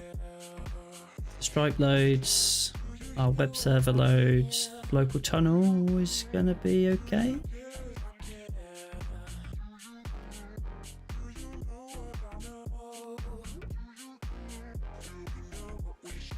Problem when the data is changing hands between two external areas before it gets to us, yeah. Yeah, they don't have, yeah, neither of you have control over it, right? Because it's in between. It gets lost between the cracks. Why is local tunnel not actually loading up? It says it started, but I just kind of, it used to say like the minutes locality.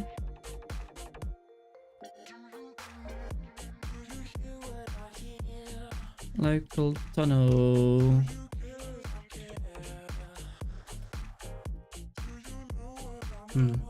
Looks like local tunnel might be dead.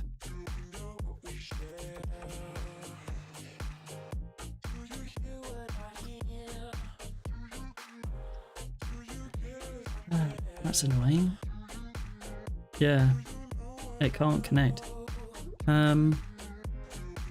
I would really like to be able to just host the local tunnel server myself and not have to be like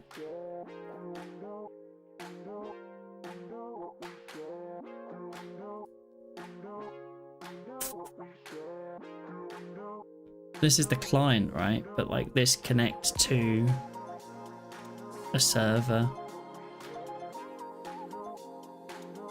Clients in other languages. There's the server. We're going on a massive tangent if we set this up though. The default local tunnel client connects to localtunnel.me server. However, you can easily set up your own server. In order to run the local tunnel server, you must ensure the server can meet the following requirements. Set up DNS entries for your domain.tld, star.domain.tld, or sub.domain.tld, and can accept incoming TCP connections for any non-root TCP port.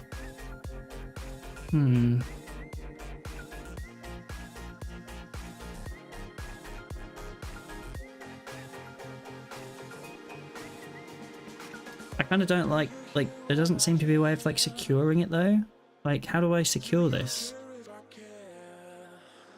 Or does it just mean that anyone who wants can just set up a tunnel and then host stuff on whatever domain? Like, that sounds dangerous.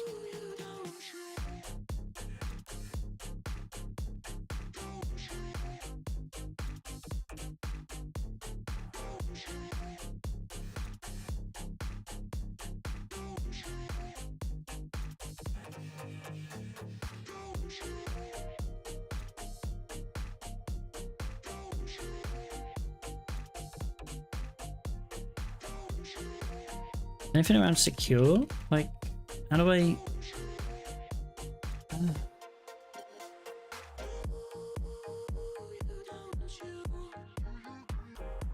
It's got HTTPS.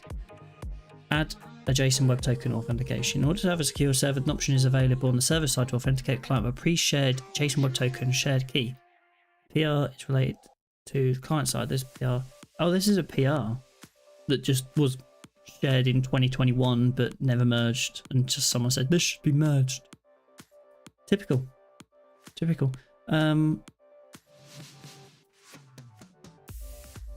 Yeah.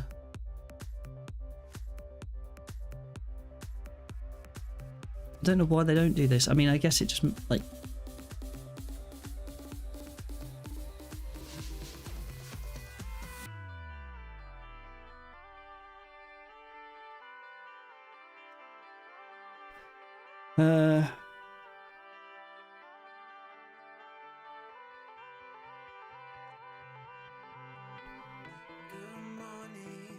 always fun, as I know the response would have likely been, well, the third party has entered the data as blank. But just spent the last few minutes getting all the evidence I could muster to say, nah mate, someone else is going. No.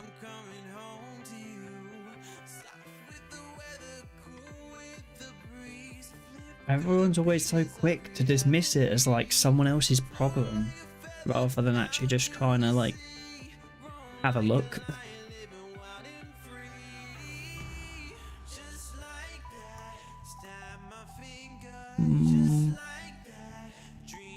I need a local tunnel alternative. What?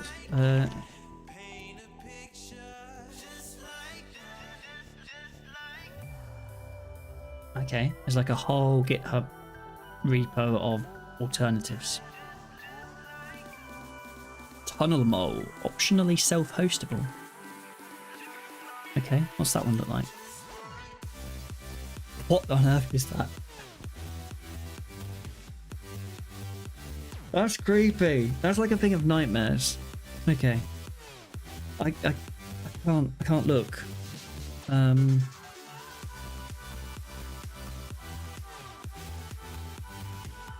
Install Tunnel Mole.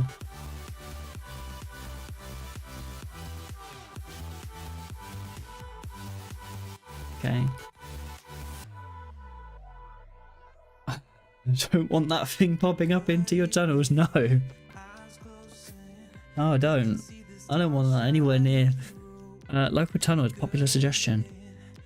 Yeah, so NG Rock used to be like the one that everyone went to, but it became a commercial. It was an open source thing, I think, for a long time, and it became a commercial thing that now costs money to use. Free stuff. Oh no, they've got a free version.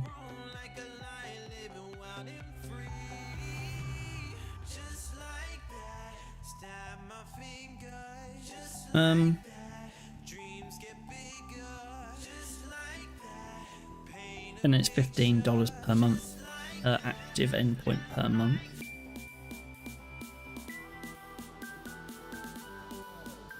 Actually, I only need development.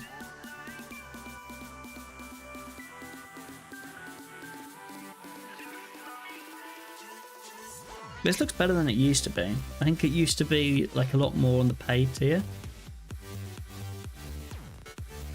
That's the a free static domain. I mean, that's like, let's just see if NG Rock works for us now. Oh, we already have a login. I was logged in apparently. Okay, fine.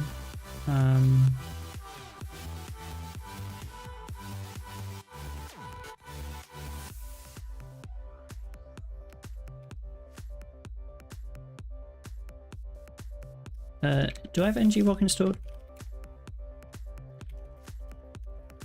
Just update it instead, in case. Oh, and obviously it's just, you know, just showing you a any way to not show the auth token or change the auth token. You know, yeah, reset auth token. Christ. Bloody hell, hey. Okay. Well, pretend like you're not seeing that right now. Claim your free static domain. Okay, is that just now my domain? That's me, is it? I don't get to control it. Immense Vocal Minnow NG Rock free app. Fine. That's my domain now, and then I'll add my auth token, and then I'll set this up. The idea here will be that in the prop file, instead of local tunnel, we'll do ngrock, and we'll paste that in, and it's port 3000.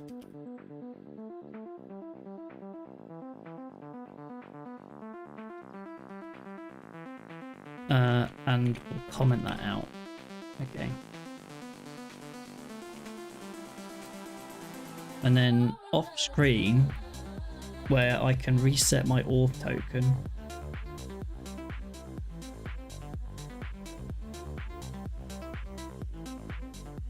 and then ironically, when you reset it, it does this weird blur effect, so you can't see it, and then it shows it again. It's like, well, why? You know, I need this over here. I'm going to do that. We're going to say open. And then we're going to control C.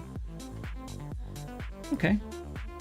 And then we're going to do bin/dev. ngrock started.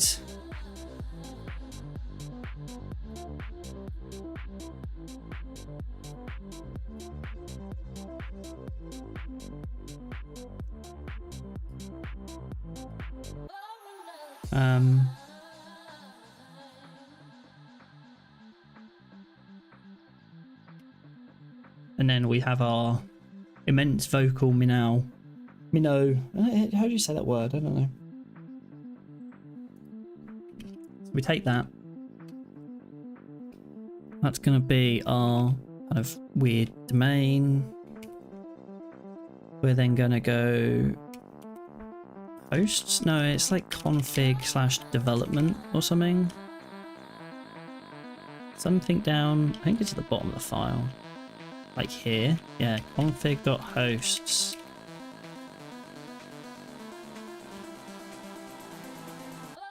Oh, no, that's not what I want to do.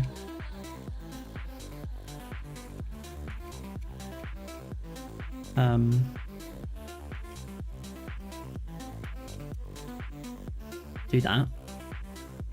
Because now when I have to reload the server to get it working again. And when I reload it, access denied is what I expected. The problem I have now is I also have to go into the AWS console. No, I don't. I need to go Terraform. In here somewhere is the webhook endpoint. And then I need to make sure, yeah, here.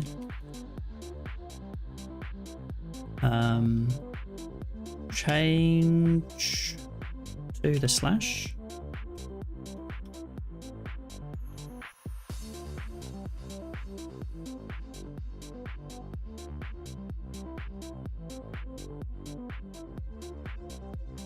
Delete to the H. I should have done the H, but I did the /. HTTPS immense vocal minnow. That has got HTTPS on it as well, doesn't it? Yeah, it does. So they do the securing of the HTTPs. Sweet.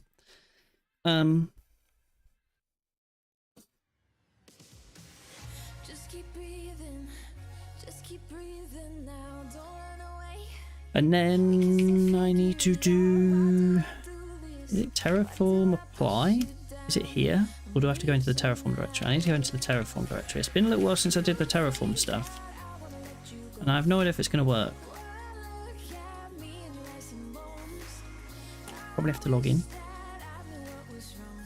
I'm guessing now. Terraform will request an API token for that using your browser. And it will store it in plain text. Sure. I think this is what I want to do.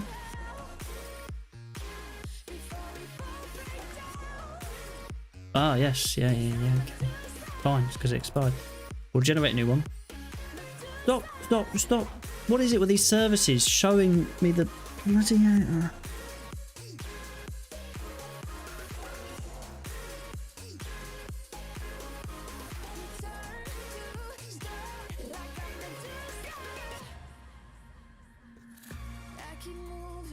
Why do these services keep just showing me the access token? Like, I mean, I don't know why I expected anything different there. Like, the screen literally said generate token.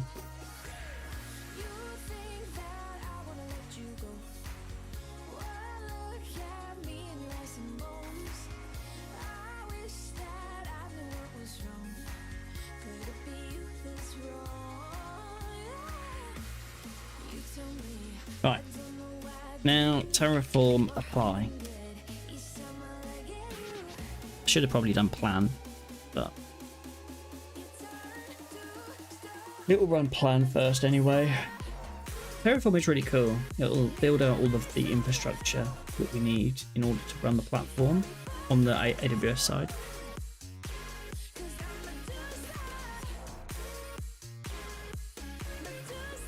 Would have thought they had hidden it in the days of screen sharing me. Exactly. Like, I don't know why they didn't.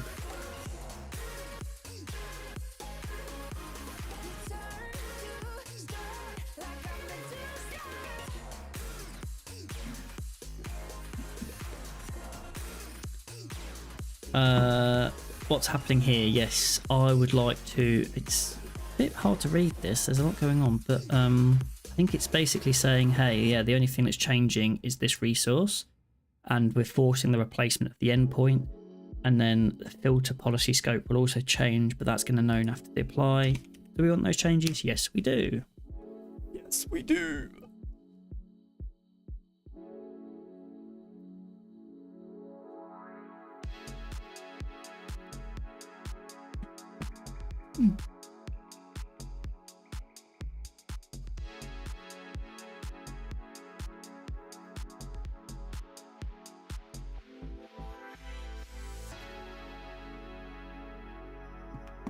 Cool. Nice. I think we can exit that. I think we can go back to 2. We're already running with that. That's all okay. Our webhooks are being sent via the Stripe CLI, not by like someone. Fuck up. Anyway, Stripe CLI is sending in via the webhooks. We don't need to use the tunnel for that, but we are using the tunnel for AWS. Cool if AWS had something similar, like that created a tunnel for the webhooks, but this'll do.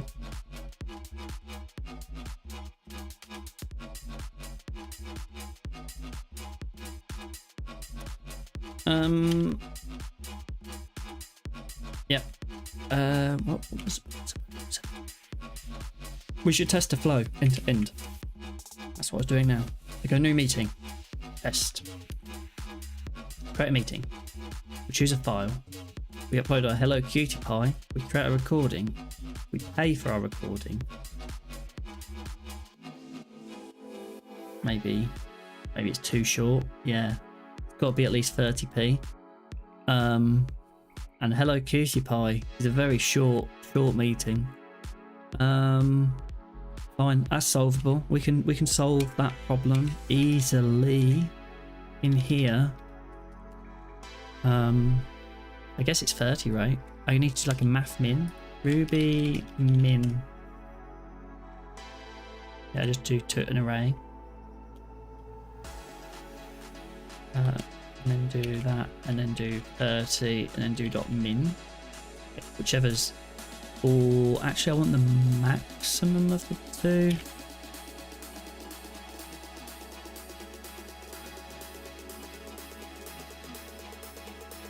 Returns the one with the minimum value. I want the one with the largest value.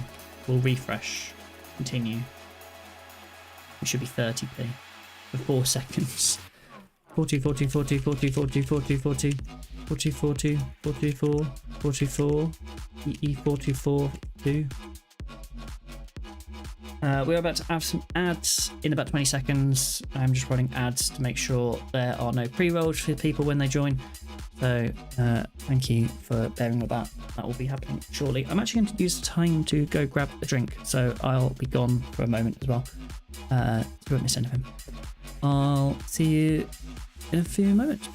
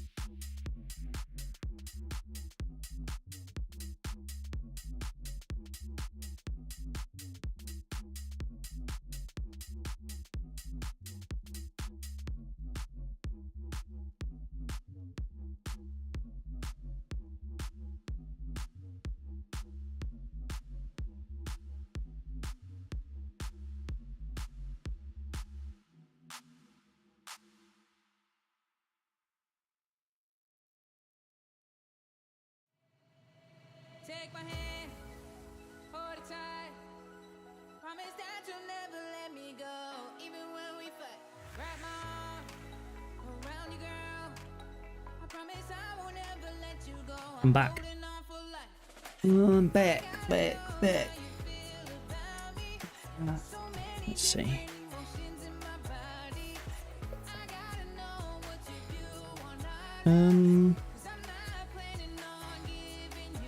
When's half term? Okay, looks like we're still on the bit of that back screen. Let's jump back into here. Cool, we can close that. We're paid. We can now generate transcription. At the same time, we'd have received that email that was showing up on the screen. We can then go, okay, we're going to generate the transcription. That's going to generate transcription. And then we're going to wait for AWS to come back with that transcription. It shouldn't take too long. I need to add in the subscription stuff here. But once that's done, that comes back. That tells me that our NG rock is working. That's going to be a lot more reliable than that local tunnel. So I'm kind of glad that we've done that, got rid of that, and upgraded to NG rock instead. I could have sworn NG rock just like you had to pay if you wanted a fixed domain, but I'm so glad that they now have that free static domain, and I really don't care what the domain is, it just has to be the same. So if that's now me, I'm happy with that. That's good.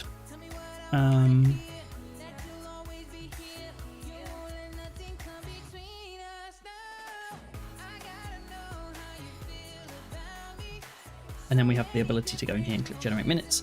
That's going to then generate the minutes. It's going to tell me there's not enough. Just speaker 0 didn't say anything. But that's cool. That's a whole end-to-end flow, payment, all the way through to generation. And yeah, looks like the ads finished. Hopefully you didn't get too many ads just then. But yeah, so what I was just doing when I came back was just going through the flow. So we've done payment.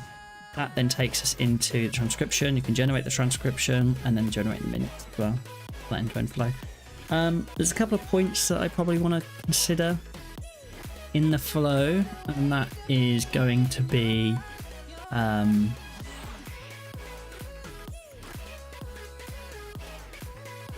subscribing to generating the transcription. So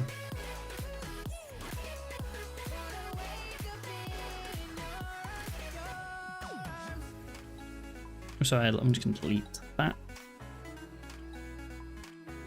Delete that.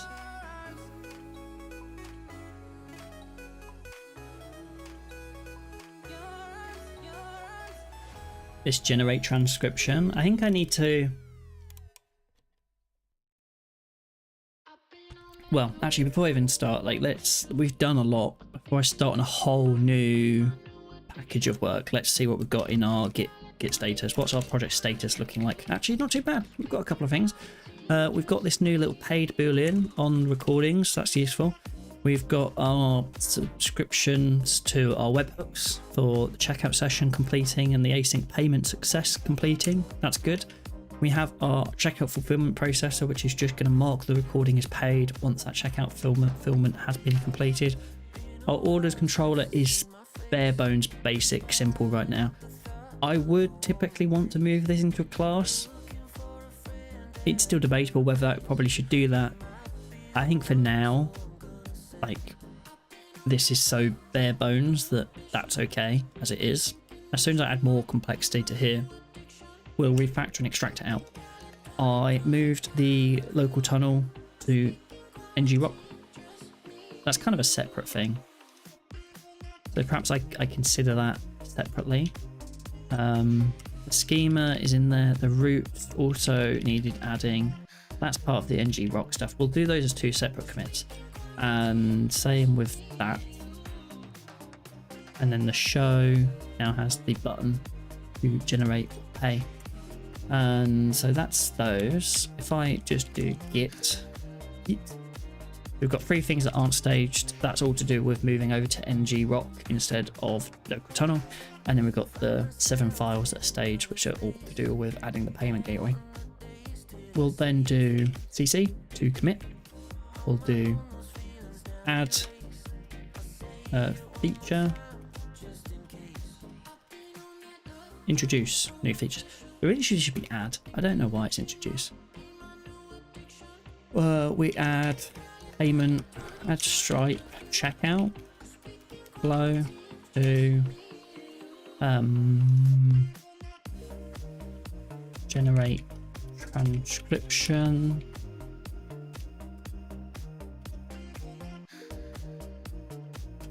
Yeah, that'll do. Then do a git push. We'll also just stage these as well, I think. So what have we got here? We've got this one. That one. And then finally we've got that as well.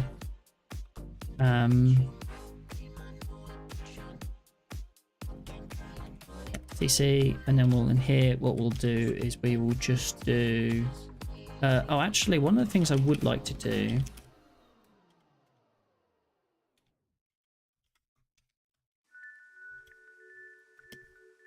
come out there a second. We'll go to that proc file.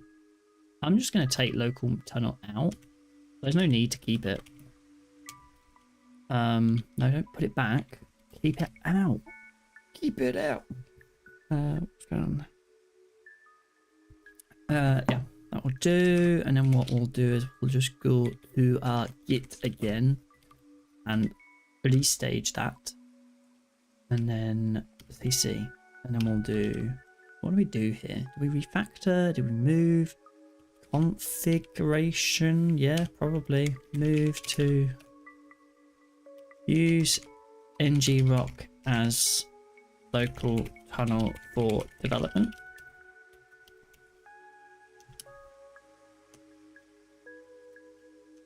And we'll push that up. Then we can quit. Cool. And then that's that done. One of the things I'd like to do now is perhaps just close up a couple of things.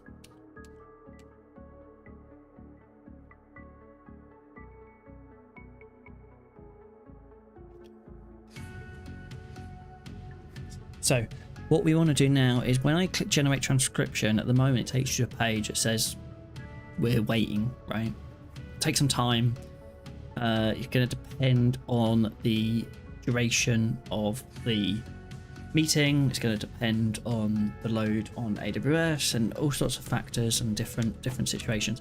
So I'd quite like that page to have some sort of like when it changes actually automatically refresh. I don't want the user waiting for that to happen. So we need to do something in here which is like after update commit. Like I need to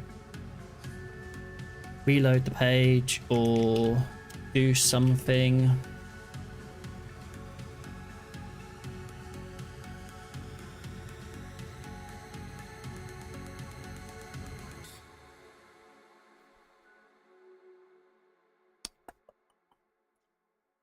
I need to... I don't know what I want to do here. I guess I need to refresh the page. I don't have Turbo version 8 yet. Is there a Turbo version? I don't know.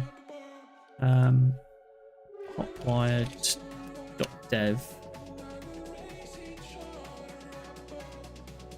Source code. Current version is 7.3 still. There is an 8.0 release, but it's beta 2 still. This has some stuff in it around Turbo North and refreshing the page. So do I switch to the beta version that might have some breaking changes and then be a pain to update at some point, or do I just keep with this version and come up with a different solution?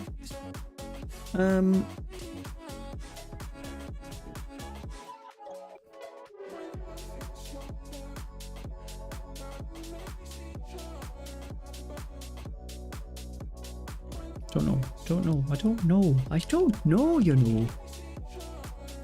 I can't decide what I want to do here. Let's see, Turbo, Handbook, what have we got? Navigate with Turbo Drive. Really what we're doing is coming alive with Turbo Streams.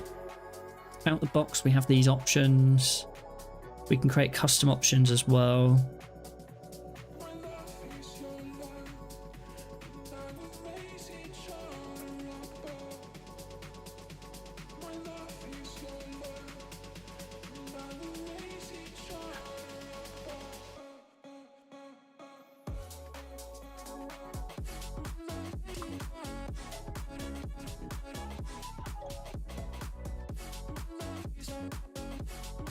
Do I have...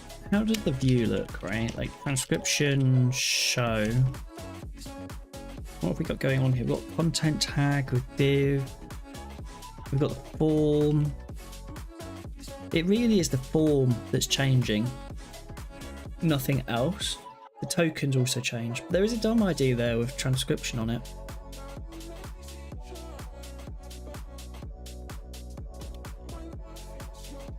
Oh. Yeah, transcription form. Okay, that's just the form.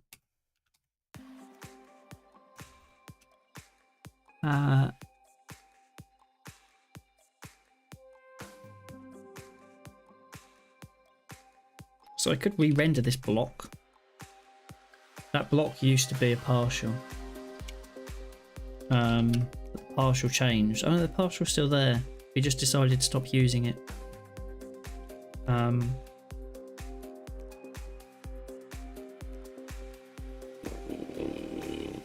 don't know. Perhaps I should be rendering it like that. Because then I could just issue a turbo stream to update this on the page.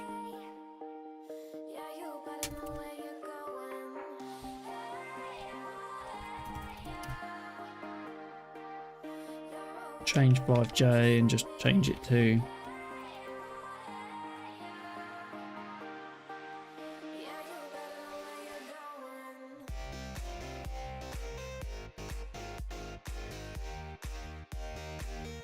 need to find another one which was like with the transcript.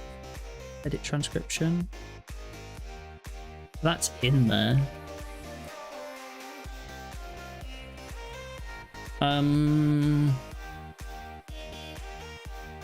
Now here's a challenge. Here is an interesting problem I have. This has the form in it for the transcription. I don't want to replace the form every time contents of the transcription changes, because the form is what's changing the contents, and that would be quite annoying if every time you stop for a second and it auto-saved, it reloaded the entire form and the entire screen, because that was the same problem we had like 3, 4, 5, maybe even a couple of weeks ago when we were building the speakers.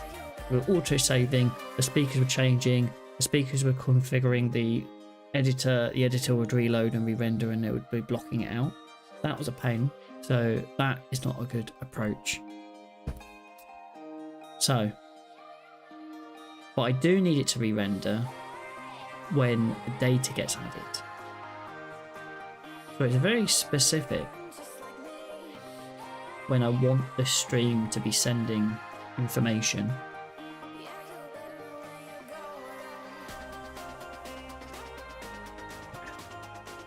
Interesting.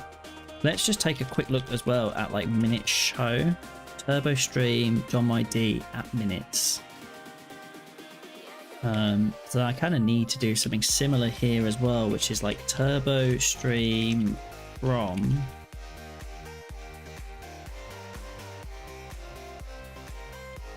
and then base PF minutes show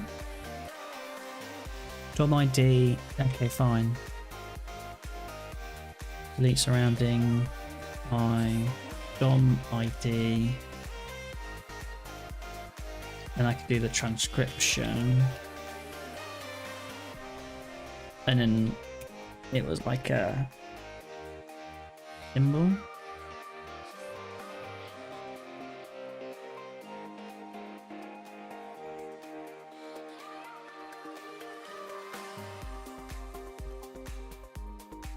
Can I just pass in the transcription itself? It's like, hey, I want to stream from the transcription. Does that work? I imagine it will. Yeah, it just signs it in some way.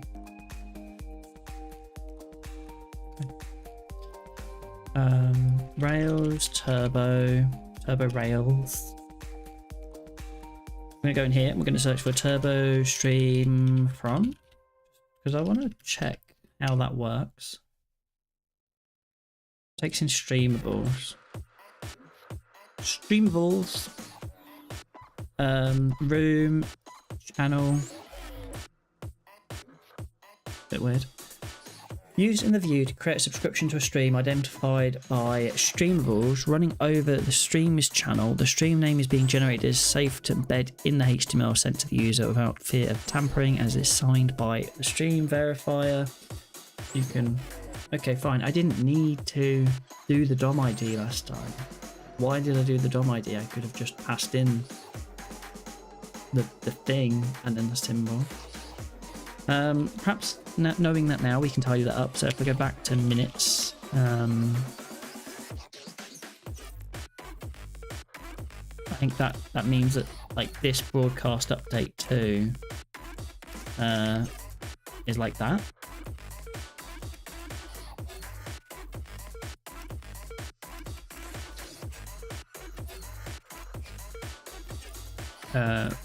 Where they had the example in here somewhere where it was like broadcast append to entry.count entries, and then you got the target, right? That's the same here.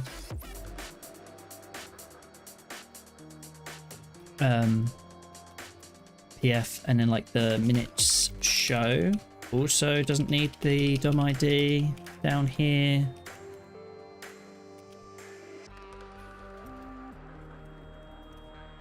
Which means I actually don't need this in here. Oh, I do, because I got the target. Okay, fine. That's okay though. Let's check that works. Kind of. Let's not do it on the long meeting. Let's do it on a shorter meeting. Is this a shorter meeting? 18 minutes. Short enough. Short enough. Yeah, that works. Fine. So that's all okay.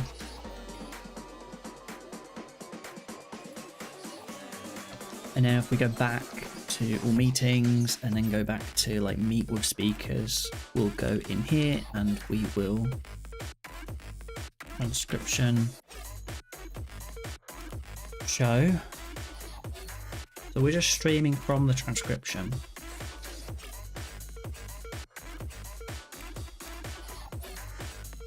And then where do we go from here? Well, that renders transcription.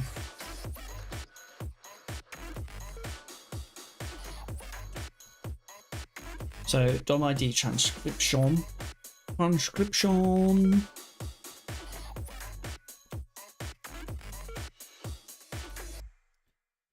Uh,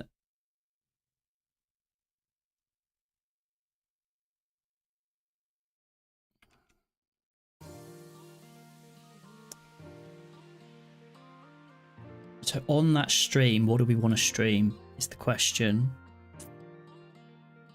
And when do we want to stream it? Those are the... Not that one, transcription. It's not after every update. It really is specifically when we receive that new data.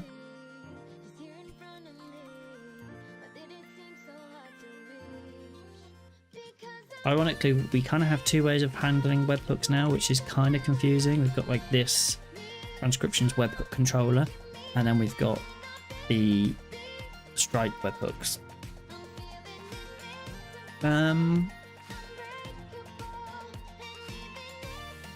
I could call something here to say like transcription complete or something. Transcription find by recording ID.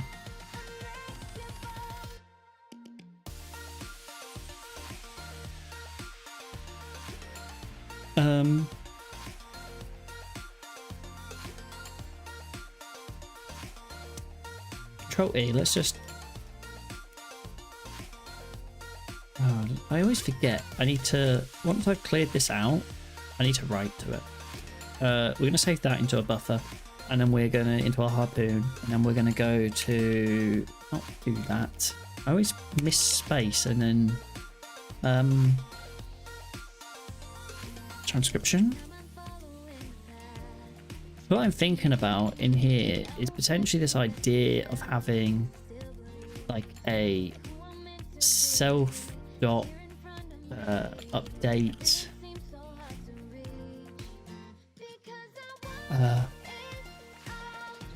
process response. It's a function. I don't know what I'm doing. Def self dot process. I'm kind of hoping that Copilot was going to suggest some stuff for me there. Process generation complete generation.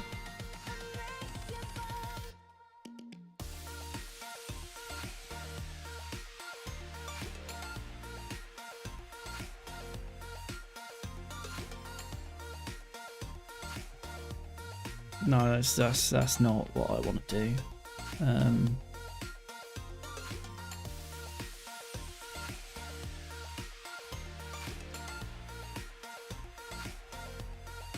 Update.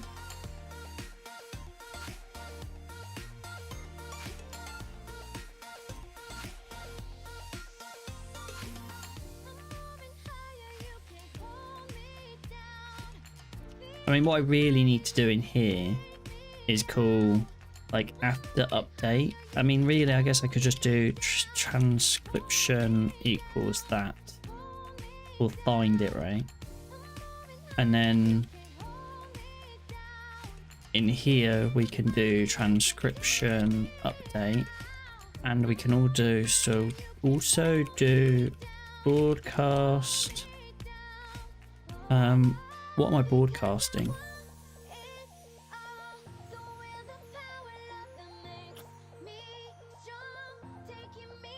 Where was I doing it for the minutes?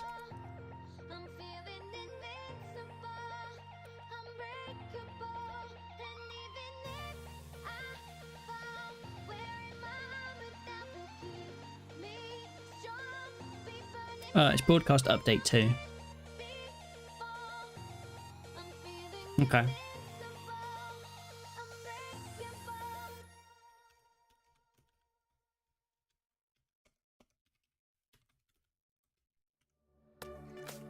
And then it will be like, I'm broadcasting an update to the transcription. The partial will be the transcription. The locals will be the transcription. Is that it? Minutes. on the target as well. It's not update in our case, so it's like replace, I think.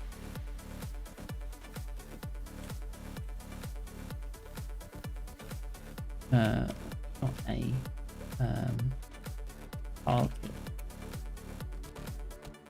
This will need access to the DOM ID, the transcription.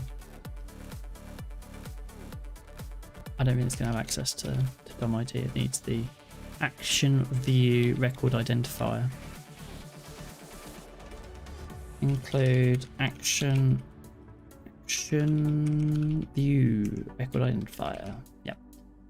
I kind of don't like how much is going on in here, but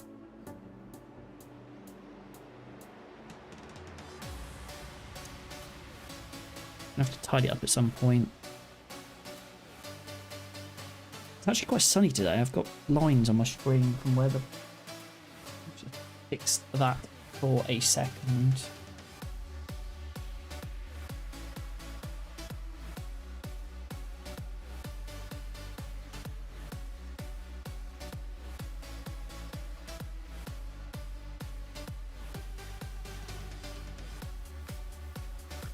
I'm back. Yeah, I just had the light coming in and shining on the screen. It's kind of an awkward placement for the desk, but it's the only way this room really works with the layout of everything. So once we have the transcription, once we've updated it, we will broadcast that update to the transcription. That should replace it. Well, it won't replace. I need to find out what the one for replace is. There's append, prepend, replace. Let's broadcast replace to. S update replace.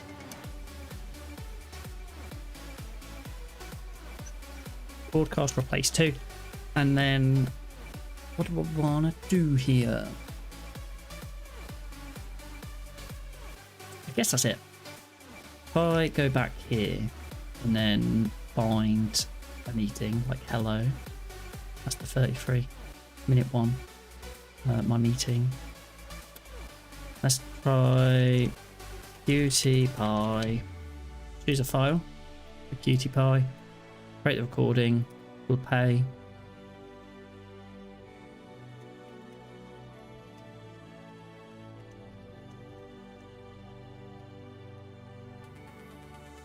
Go through the flow. Generate transcription.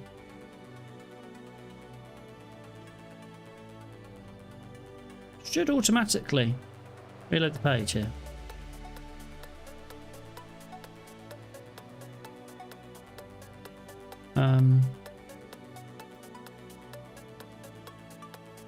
Doesn't look like it did, and I don't know why.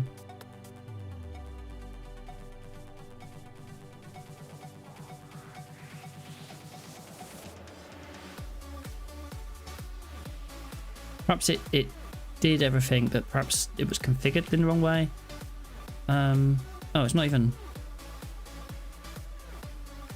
Error, undefined method, association. Interesting.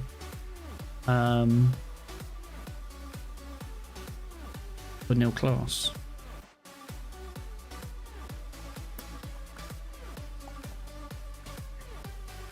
Interesting. Okay, so it did fail. It failed on like find participant. It's going to keep calling it now, which is always annoying when this happens.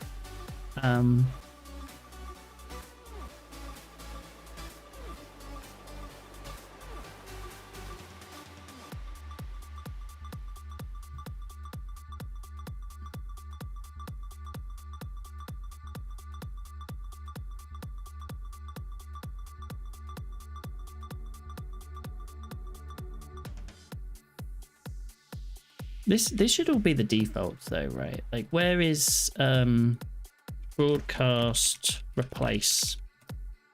Can I just call broadcast replace?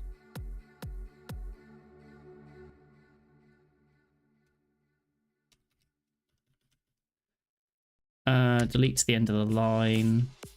Delete 4J.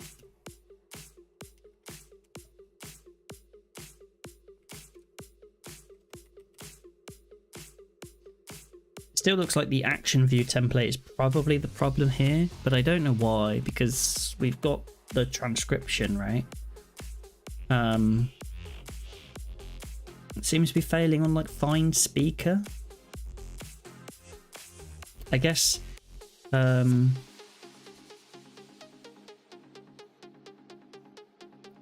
like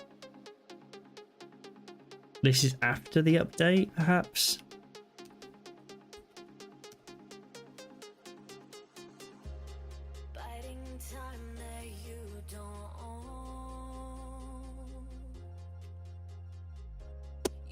Yeah.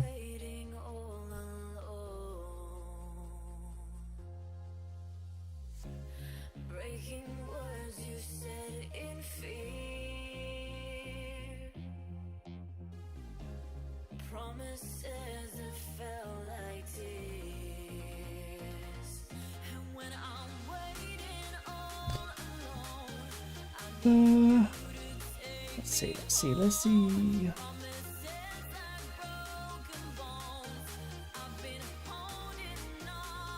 So if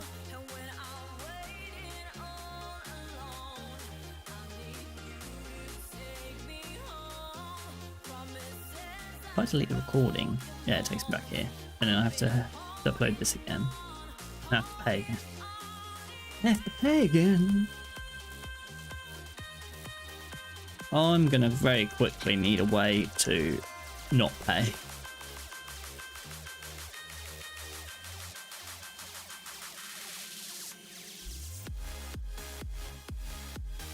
So I click the generate transcription. I then just want to call kind of like broadcast replace, but it looks like it's having some issue with the transcription, like partial.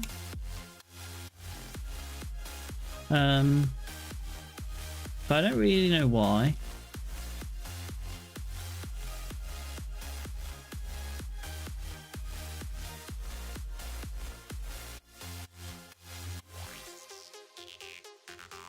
Because this partial should be super simple. Like, it's not even actually caring about the speakers.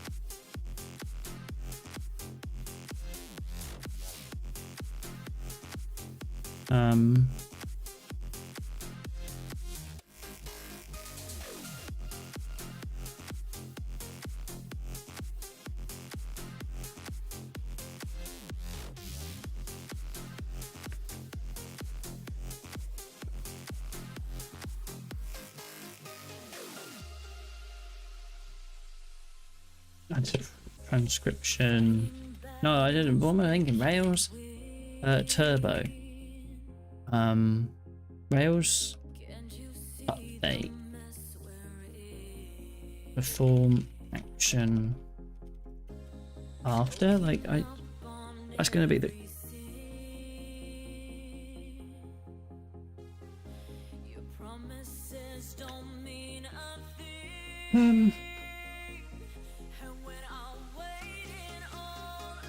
There's just so much logs. Right. I generate the transcription. Fine.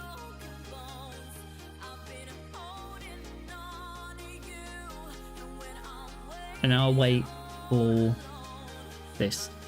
It says undefined method association for nil class, and then it spits out this, and then it says that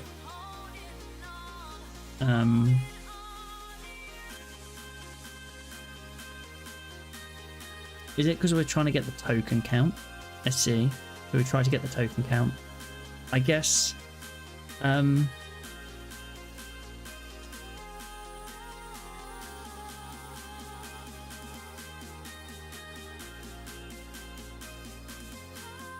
It seems a bit weird though, because this renders before.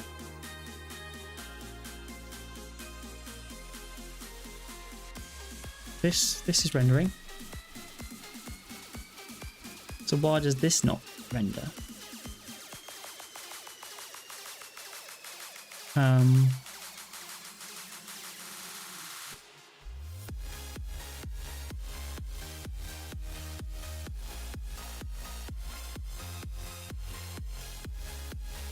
I know why. I think. Speaker uses meeting and meeting. Yeah, like speaker uses find participant on meeting, but meeting is only like it's returning nil because there's no account specified. So actually, it's really hard for us to render the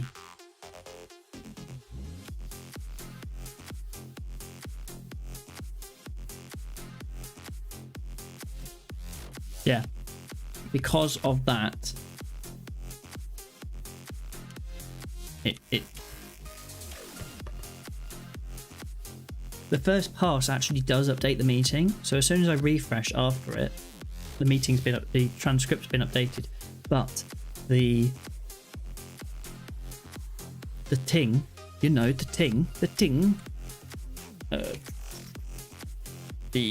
meeting. So we're going to the parser, and the parser takes the transcript in, and to get the to build the stuff to render the form, it needs to get the speakers. At some point in here, does it call the speaker? Doesn't look like it. Find speaker. Because it needs to kind of put the speaker's name into the speaker, so it uses a find speaker. But that then does the meeting, set to transcription.meeting. That then causes a problem because the meeting here is nil.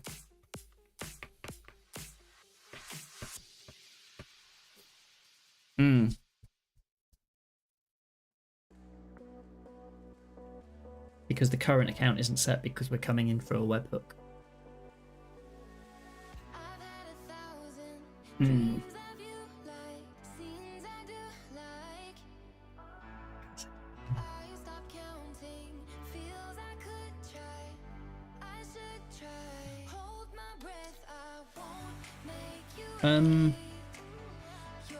That's this.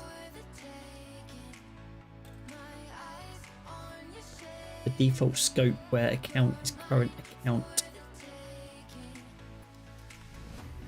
What do I do about the situation where the webhook comes from wherever, and so I can't actually get the meeting?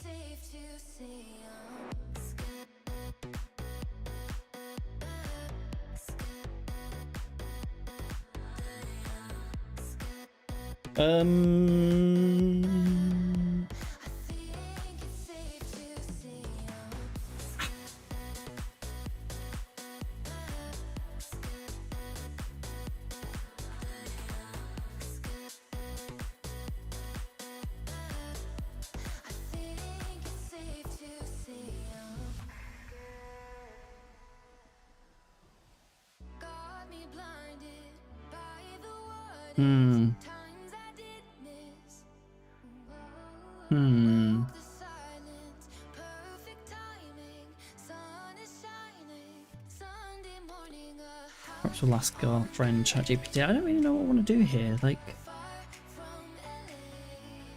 I have this on my meeting model. I need to render something that then uses that meeting model. This render happens in the background as a side effect of updating that something in relation to the meeting.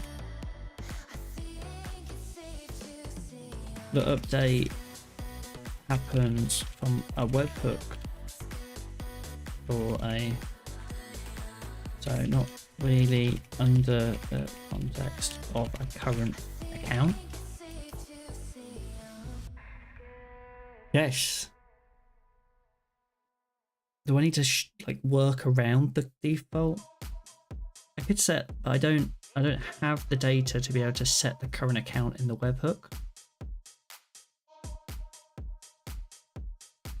Unscoped.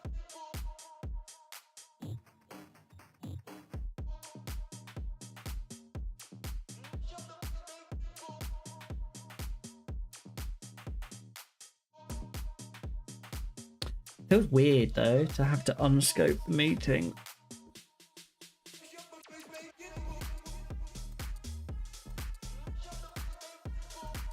But I guess I could do it in the thing itself, right? I could do in here, not in here, but the webhook here. I could do like meeting.unscoped do end.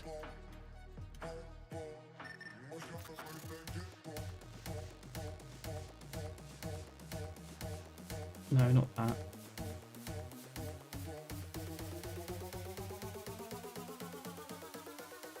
But I guess I like all of this really.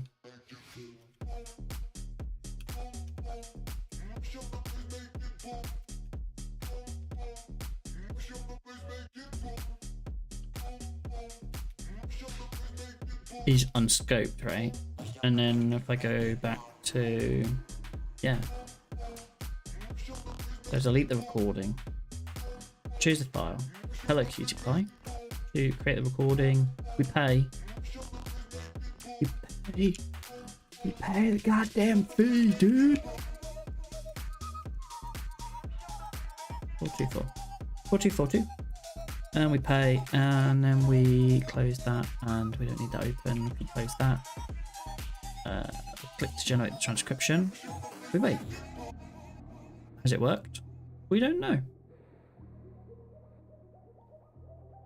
Or has it failed? Oh, no, it worked. There we go. And then it pops in. So I just need to put loading spinner in there.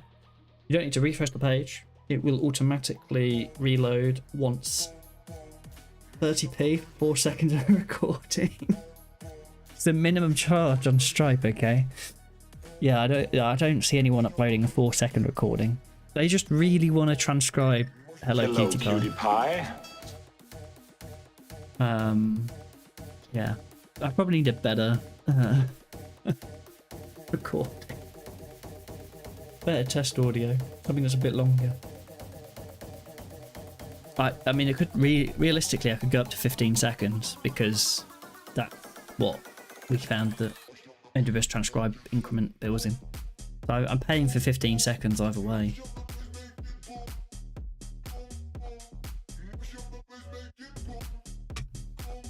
Every time I run through that flow.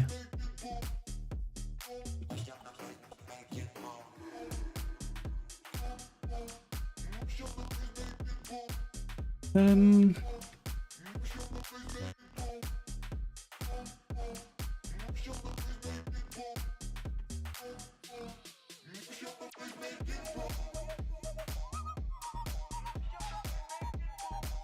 happy with that though. That means the flow kind of works end to end. I just need to put loading spinner in here or something.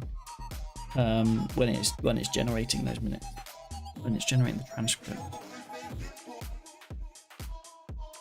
I wonder about there's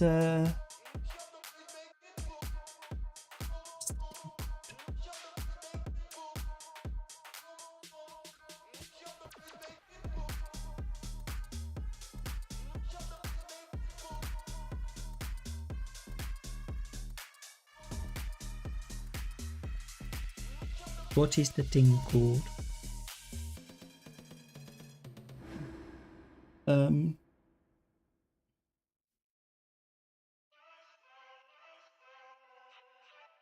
I don't know, my brain's gone. We can close some of these things down and then we will...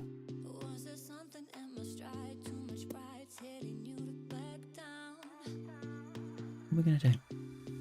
We're going to... so, need your own floating spinning beach ball. Yeah, there's a platform that has loads of those sort of things.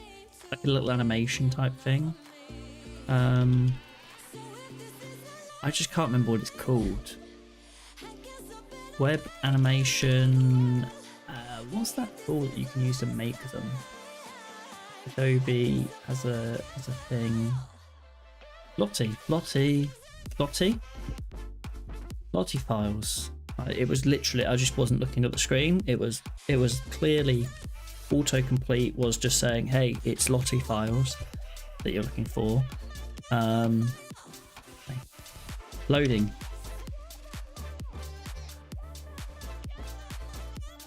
This is like has a whole bunch of different animations you can drop into your page. I don't know if we're going to go with one of these. I could also just go with something simple. Do I have to log in? I'll log in with GitHub. Log in with GitHub.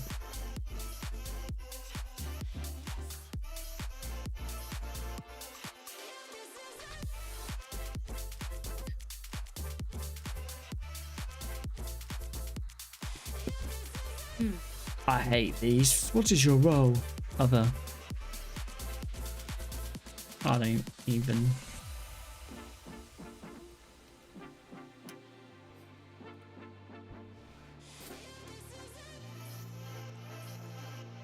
I mean, I've never known. Search result for null. Oh, wait. Loading. I said loading, not null. I kind of want to like transcribing. Like, I wonder if like I can do. I don't want to do loading. What I was thinking about was like waves, speech waves. That's a little bit too. I don't know. My role, all of the above and more. Yeah, exactly. Like that's the reason I hate those boxes, because I'm like all of them. Can this be a multi-select, please? Like, yeah, designer, developer, I don't know, product, whatever. I don't know. Does it matter? Why do you need to know? Stop asking me questions. Speech, like bubble, balloons, waves. I don't know.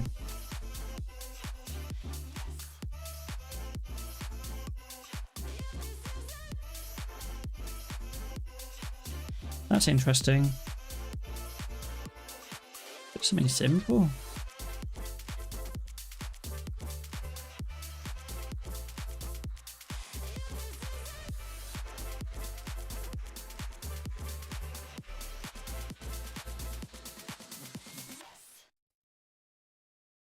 I could make something, I suppose, but I don't know if I can be bothered to make a little animation.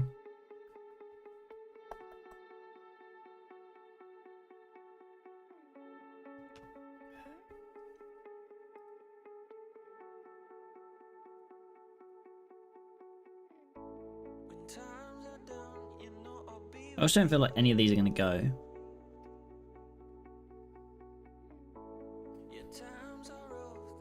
Did I see something earlier like Figma? Well, you can just you can't make them. Bring motion to Figma.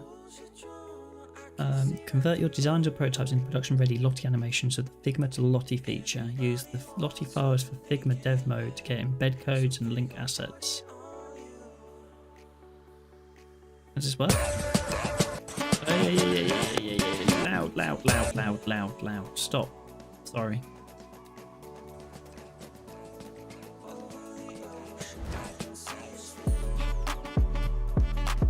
Okay. No.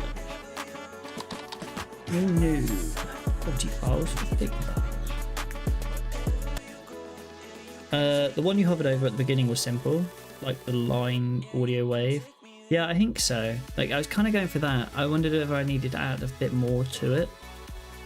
That might be the one that was just quick and easy to go with.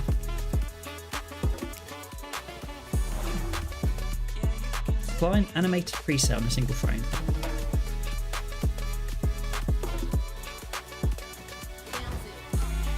String multiple frames together.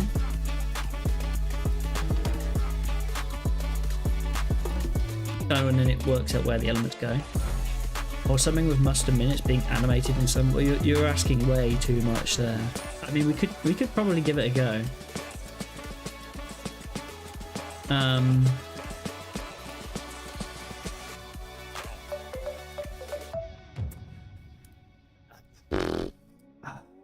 Where is it? I think I have to log out to get to the muster minutes now. It's actually kind of annoying. Control B to Control B C will open up this folder and we'll find that file. Finder? Oh, it's over here. It's over here. Got it. Muster minutes.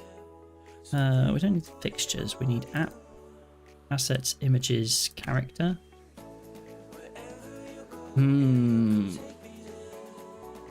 Recreating this in Figma might be a bit of a pain. Should we go for it? What was you doing on here? We're in the middle of... Do I just save this and commit this? Because it kind of does do something, and then we just do... Yeah, let's just git commit and we'll do automatically update after transcription. I'll do. It would help if I added all of those files. And then we'll push. And then we're going to look at the animation as a separate commit.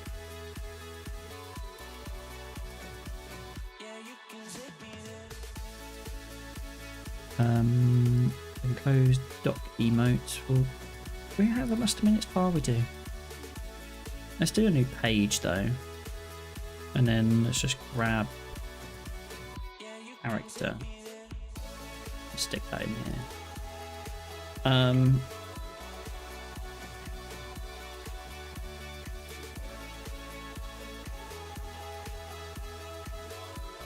feel like we need to lock that in the background, and then I need to build shapes on top to kind of recreate the character.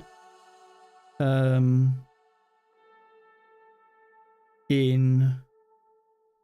weird.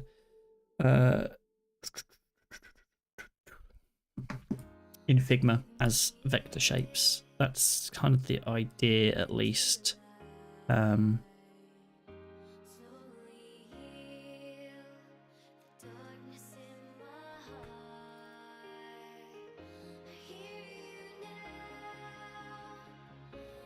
Does it always sound like too much? Is there a way I can do this for you? I don't think there is. I mean, AI made the original image. If I'd have done it by scratch, then that would have been better, right? But I didn't. I cheated, so.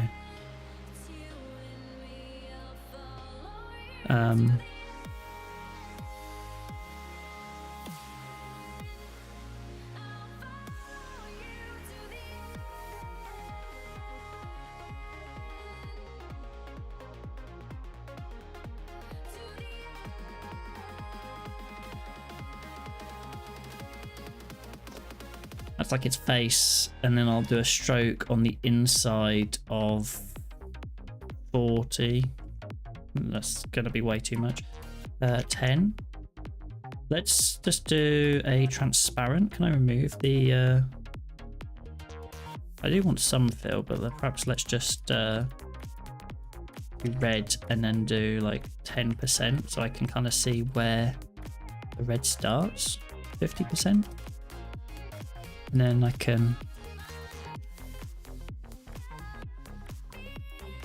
I guess that's the other issue, like we're not going for a perfect version, but we'll go for a version of this.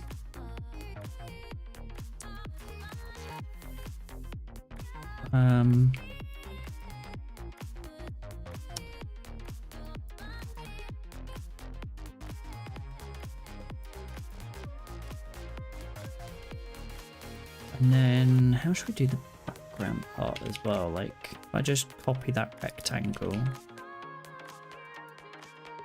Oh, come out of this mode. And then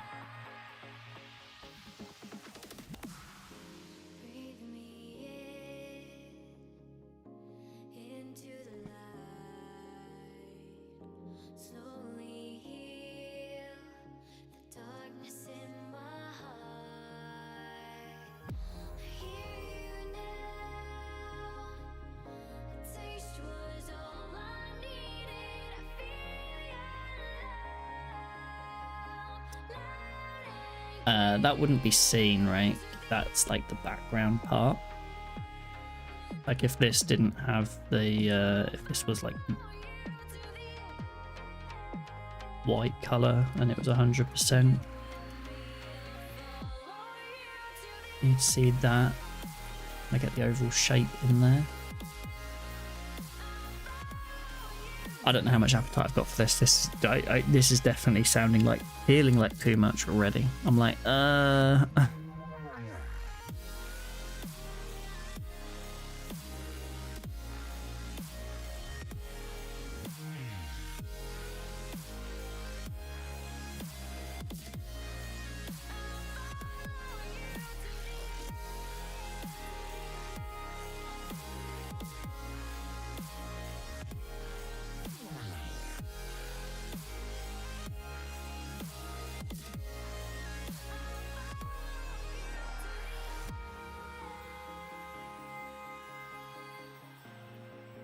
I'm thinking about duplicating the front layer and then like unioning these into one shape, and then perhaps I could flatten this union and then like remove, or not like that, but like, how do I get rid of that weird little crooked element there?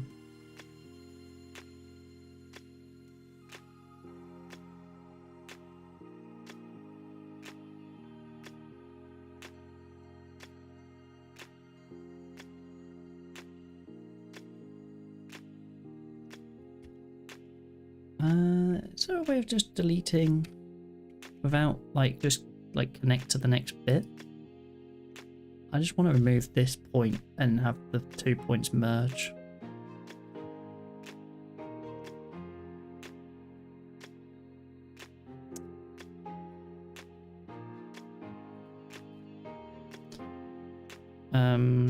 And then we'll just have like that color as the fill, and then we'll set that to 100%. Doesn't quite have all of the shadowing yet.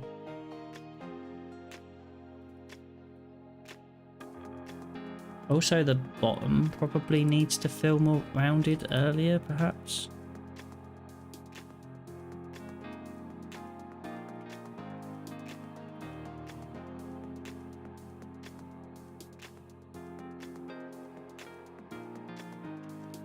Hard to get the perspective around this. It's because I can't really see what the thing is doing in the front.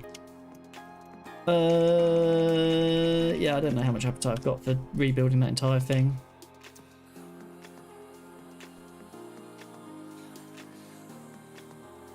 I'm skipping. I'm bailing out on it. We're going with the simple option. There's no need to spend that much time on. What did I do? Was it speech bubbles or like speech chat, like speech waves? This one.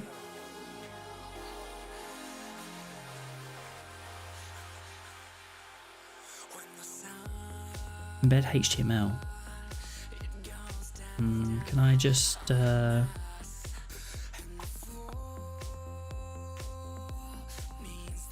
can I play a Lottie animation? I don't Lottie animation HTML CSS.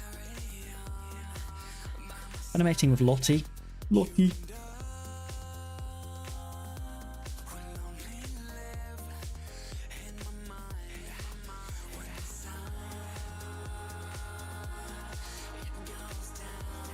Lottie web. What was it? It was an Airbnb thing. Render After Effects animations natively on web, Android, and iOS, and React Native.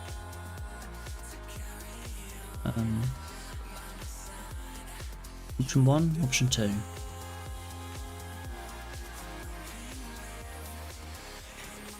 This is the web library. Is that the thing for making? But then I just need the Lottie web. See examples on CodePen. Yeah, okay.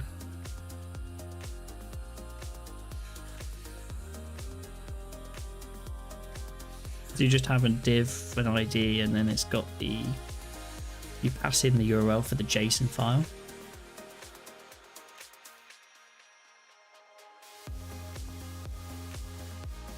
Has anyone done anything like Lottie Rails or something? We do have ads coming up, 15 seconds. I'm running ads just to avoid pre-rolls. Actually, I will take a break as well. I'm going to take a break, so we'll do that in a second, and then we'll jump back into figuring out what we're doing with this animation bit. See you in a moment. When the sun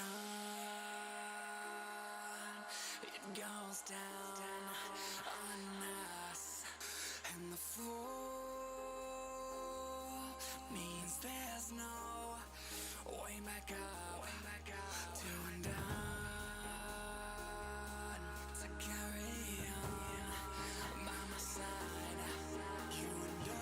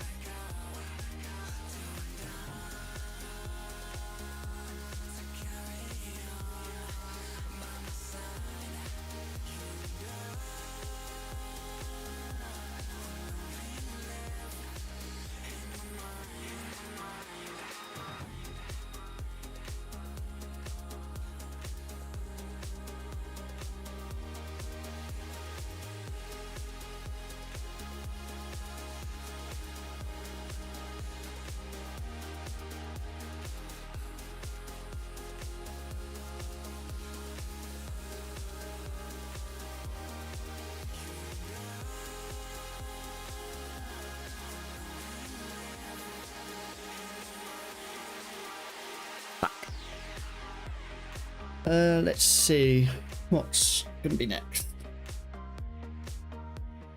I don't need to. I feel like I'm overcomplicating this blooming animation. Ruby on Rails, Lottie.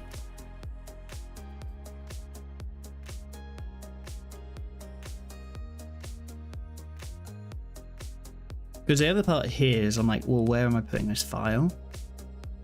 This JSON file has to be stored somewhere. So then I'd need to load that in.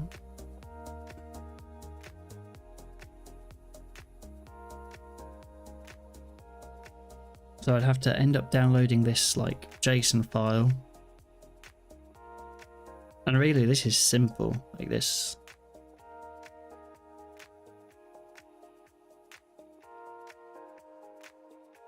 It's a growing and shrinking bunch of blobs, right?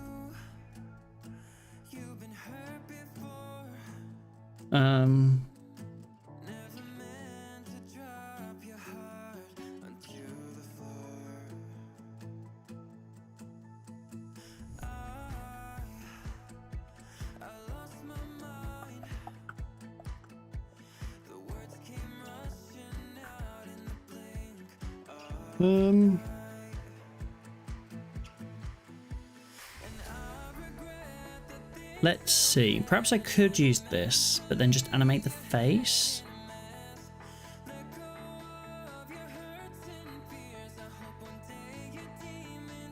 Like I could remove some of the things in the face. I feel like there would need to be more movement though. I mean, to be fair, the AI questions is something to think about as well. AI, motion to static image. There are some tools that do that.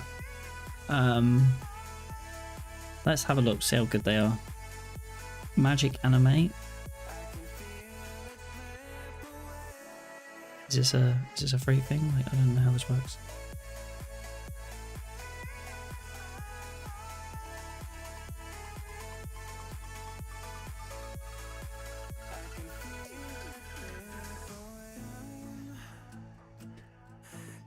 Wow.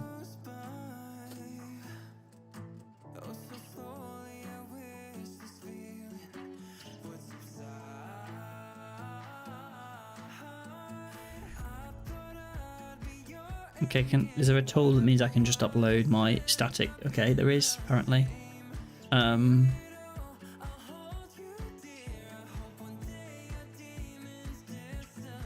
know how this is gonna work. App. Where's the app? App. Assets. Images. Character. Okay. And then, how do I choose a motion sequence? Do they have some?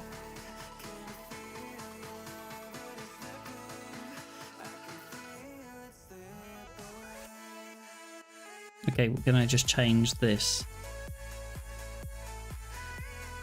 Oh, go on. How's this gonna come out? We'll just go with the defaults.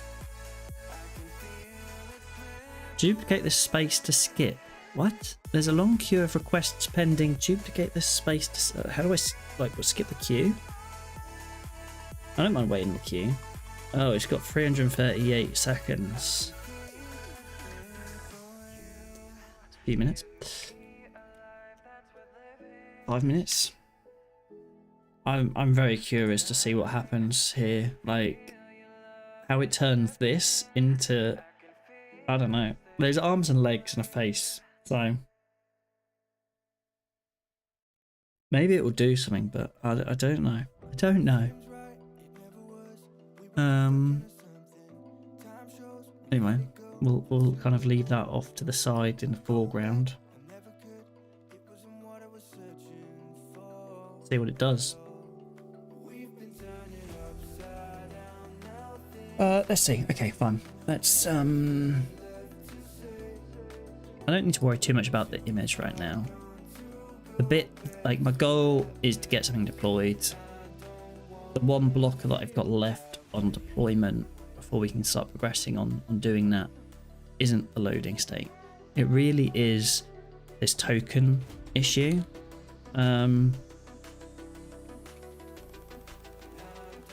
so there's a point where I generate minutes. Controller here. So I generate the minutes, and then it will create minutes.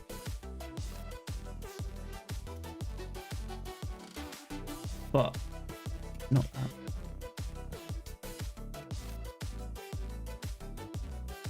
I only want to create the minutes if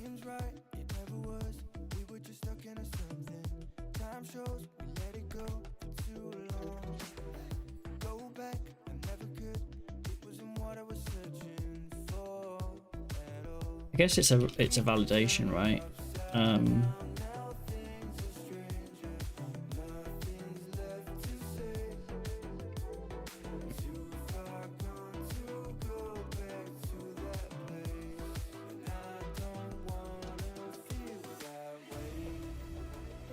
Do I not have validation on... What was I doing validation on the other day? Was it the transcription? No. The speaker? No.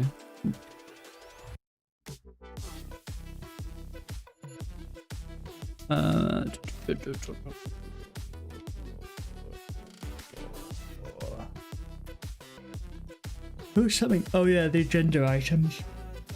So I can just have validate and then have a function. So in here I can do like validate transcript is within limits. The transcript is within limits, yes. And then what we're going to do, we're going to be like, so I need to get the token count. Token count is on like the meeting. So like transcript is meeting.transcript.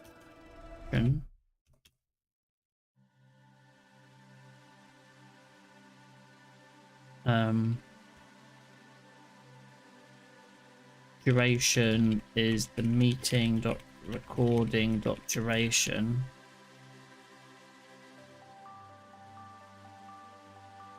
We'll have a limit. Token limit is equal to per minute.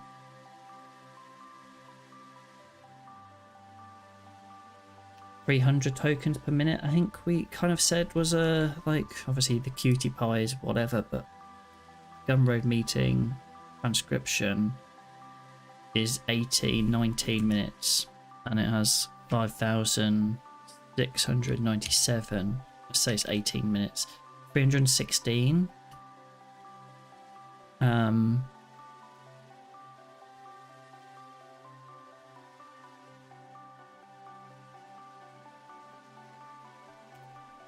9986 divided by 33, 302. So I could say like 450 tokens a minute. And if I check on OpenAI pricing, that is GPT-4, 3 cents per 1,000 tokens. So that's probably okay in our kind of, that's covered in our whatever, right? I think it was, I mean, I've done pounds here, but maybe it was dollars that I was supposed to be doing. I need to recalculate the costing. It's actually 9 cents for that chunk for GPT-4, and then for the 32k model it's 6 and 12. So 18 cents.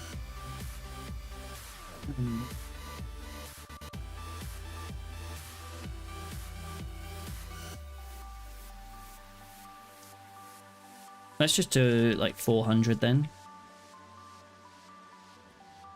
And then we'll go in here and just say, okay, we now know the duration.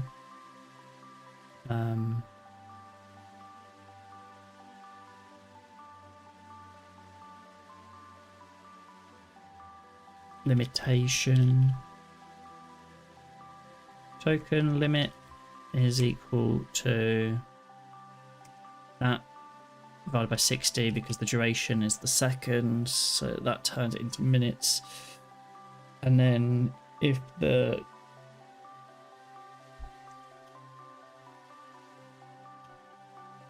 and then it will say errors.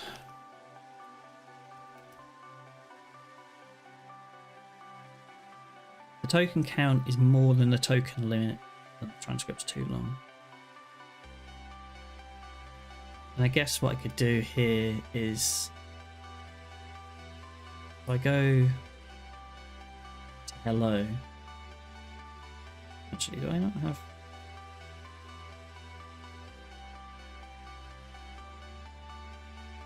Generate transcription. Oh no, I shouldn't have done that. That's the 33-minute recording. I thought that was a Cutie Pie. Cutie Pie's now at the top. Why is Cutie Pie at the top?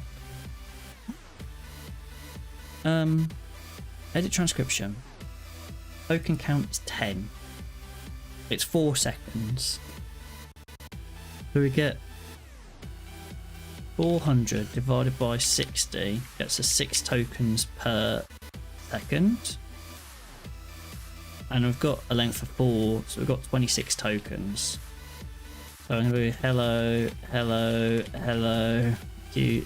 This is the next word in the sentence to try and add more tokens. Not sure why I can't spell. If I refresh that, there's now 42. How much did I work it out I had? So that's that times 4, 26. So this should fail.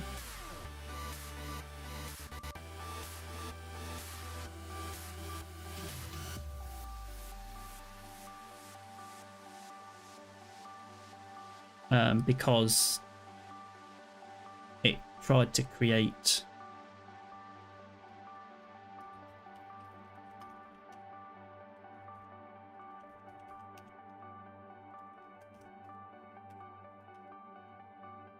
so I go down here and generate the minutes. It fails, but it doesn't tell you why.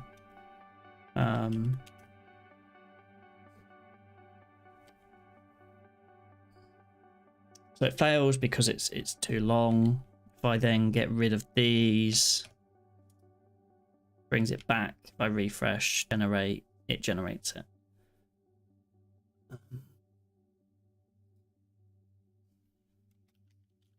It's actually a pretty simple token limit per minute.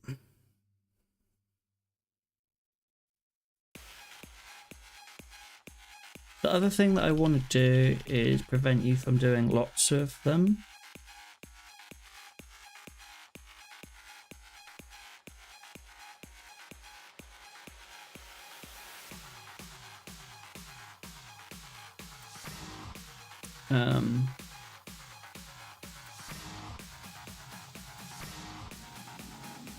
Oh, I have, thank you. Okay, no worries. Thank you for catching that. Yeah, I guess it's not too much to see. This is the code that I've just written. Basically, I've added a validation that just says, hey, if the transcript is within limits, we just want to validate that transcript is within the limits. The limits are based on the duration of the recording attached to the meeting that this minute is for. And so we take the duration of the meeting and we get the transcript from the meeting, and then we get the token count of the transcript and check that it's more than the token limit, which is the limit per minute times the duration divided by 60. Then we add this error. There isn't really any showing of the error. If it fails, you just don't get your minutes. I need to figure that out. But if it works, then you get sent to the minutes and it all works fine. That's what happens right now. And you get the minutes. The next thing I want to do though is kind of add one that's just like, hey, you can only have one set of minutes because you've only paid for enough for one set.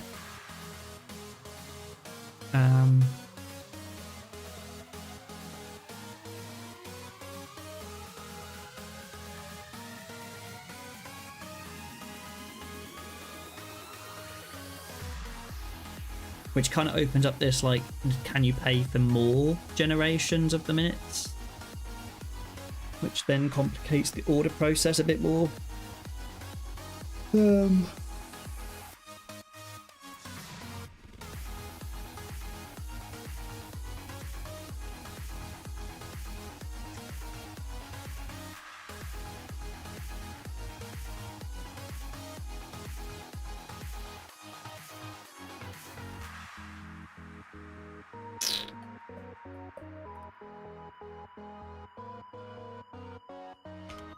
Validate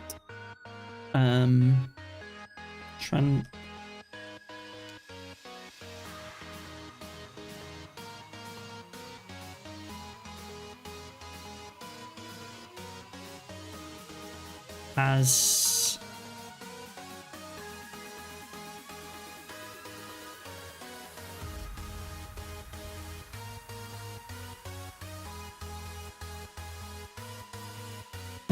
fine, okay, actually I can kind of solve the other part of the problem by just reducing the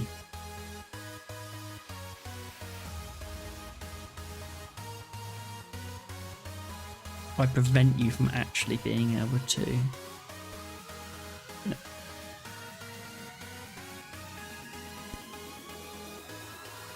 I prevent you from actually being able to create the minutes. I'll just add a validation in. Validate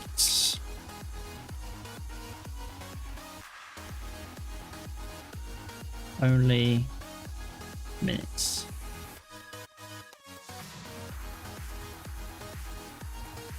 I kind of add another one which is like only minutes, and I just want to do if it's more than 0.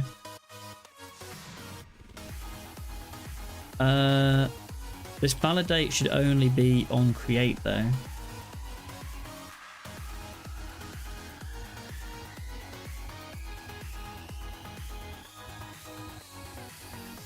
Okay, I can do like an on create.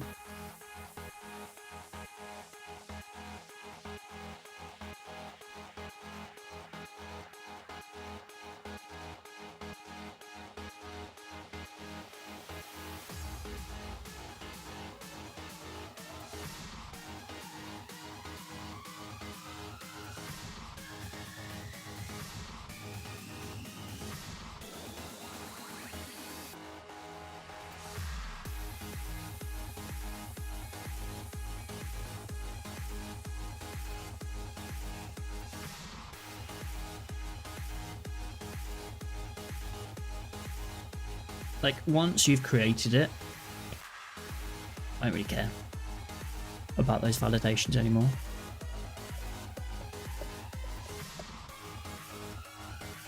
So this should prevent me now from going back to this meeting and generating the minutes again. It will say, no, I can't. Because you've already got one. Which is a bit confusing because obviously the button says that you can generate them, but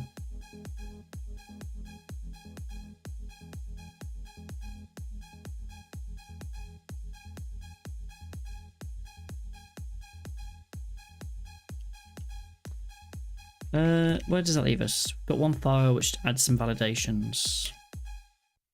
And then if I go to like the minutes controller,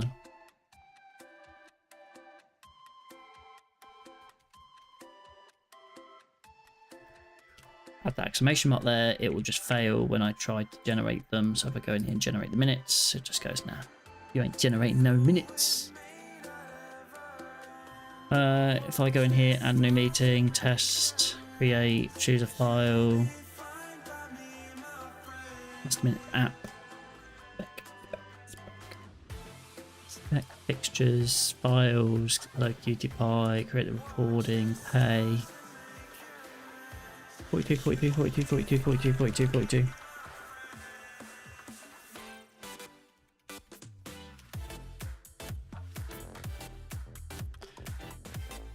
We do that, we come through here, we check out, we generate the transcription.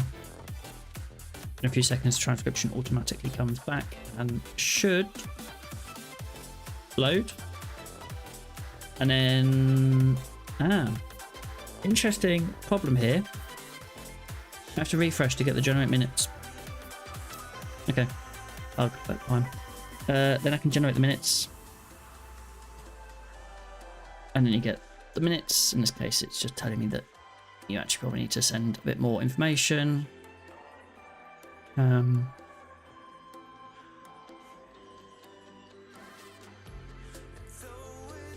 sure why it did this, but fine.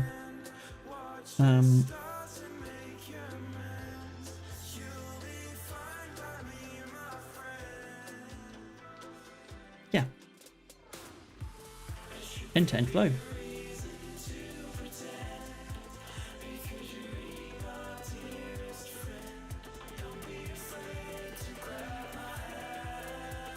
And then if I want to go in here again and generate more, I can't. If I filled it with loads of junk, it would have been beyond the limit of tokens, wouldn't have worked. I need to add validations, like error messaging at some point, to tidy some of that stuff up, but I actually think we probably have enough to think about Lumen.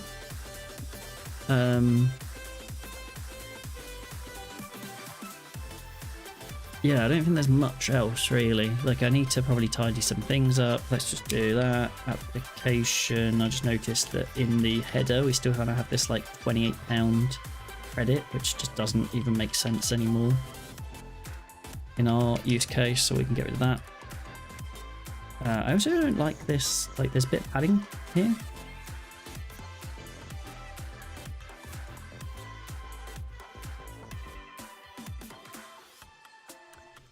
EX0? None? I don't know. Yeah, I got rid of it. Log out.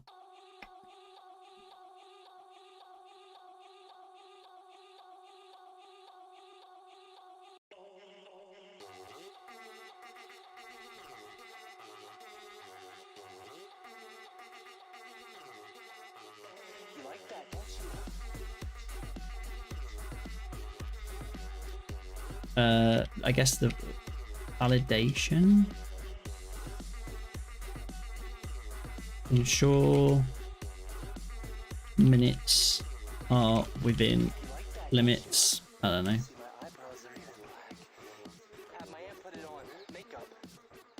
And we'll get push as well.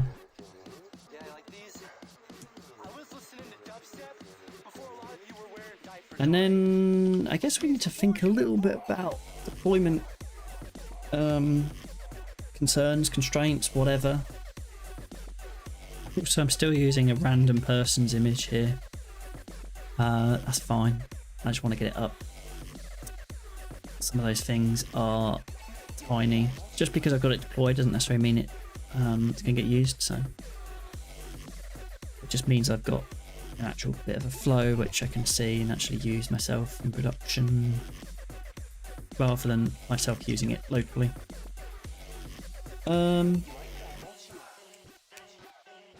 Oh, I closed the page that had the magic animate. Where's that gone? Oh no, I had it as a separate window, didn't I? It's here. Have we got it? We've gone over the estimated time, which does not surprise me. Are we actually going to get an image here? It does say processing rather than queuing. I think a large chunk of that time was queuing.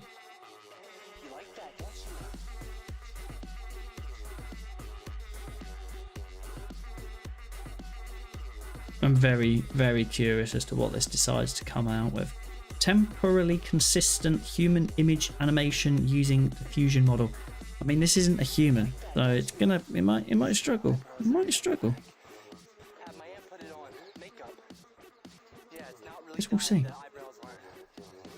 I was listening to dubstep before a lot of you were wearing diapers, alright? You like that?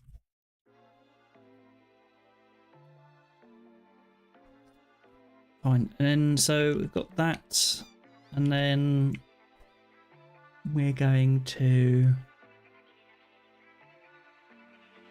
In the hills, I ain't got no service. In a white hood, I don't fuck with the Ku Klux. Old girl got mad and she switched up. So I went ahead, got me a new one. Down bad, so I had to move up. Old one like, hey, what you doing? CA plates in different states. Okay, she like. I think what I need to do, I need to come up with a bit of a kind of list of things that need to be done now for deployment. Speed up now, catch your breath. Good vibe, good drink, no stress. Out of town, no GPS. In the hills, can't call, can't tag. In the hills, I ain't got no service. Too high up, I don't think I heard you. Head high where the birds be chirping. Going full speed in the freeway, swerving. Do you have base camps set up here? So let's maybe just go in here and just do deployment checklist for deployment. So I need to well, I'll probably need to think about AWS, like our Terraform stuff.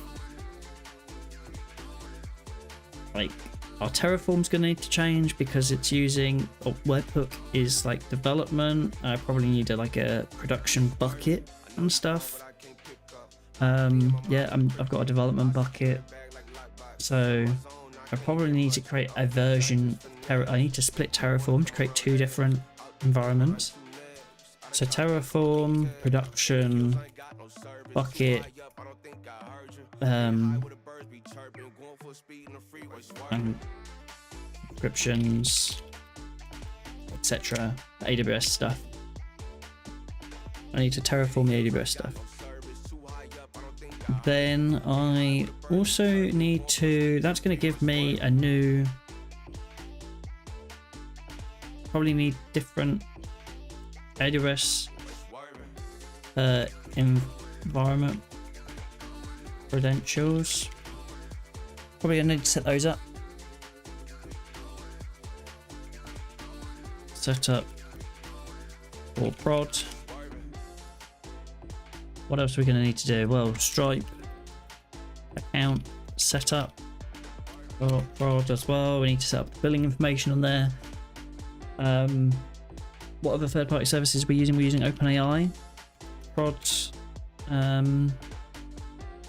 logins, Rails credentials per environment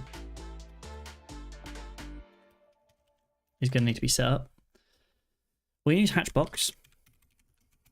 That's going to take a very short amount of time. We might need to configure Redis. We need to think about Redis. We're currently just using like in-memory cache.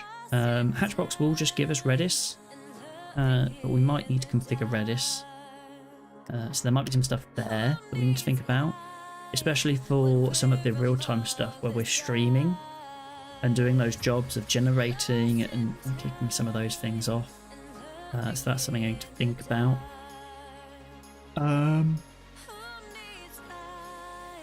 What else?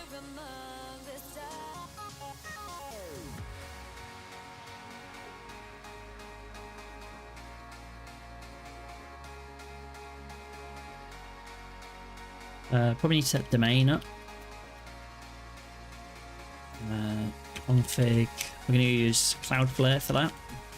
I tend to use Cloudflare a lot for a lot of my domain names and setup like that.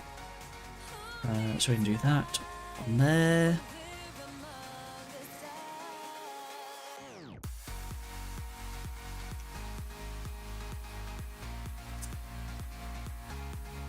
And again, this is kind of why I want to get production as quickly as possible, because there's actually a lot to think about and configure, and it's sometimes easier to configuring it as you go. I would have had to add Redis when I added the first chunk of the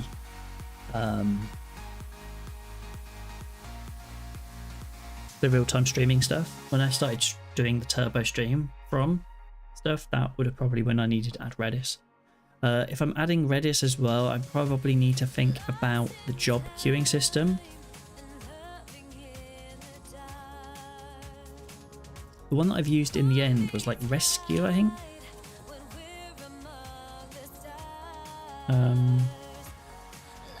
Was it Rescue?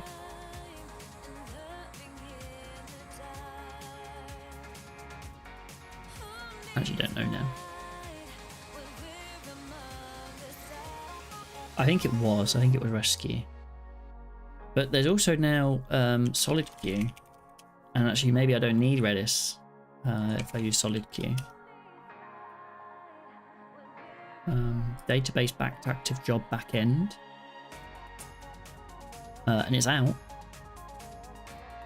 So and it's going to be the default at some point. So it may be worth considering for the needs that I have to start thinking about setting up Solid Queue and using that. So that might be the next thing we do. And instead of using active job, we can do Solid Queue.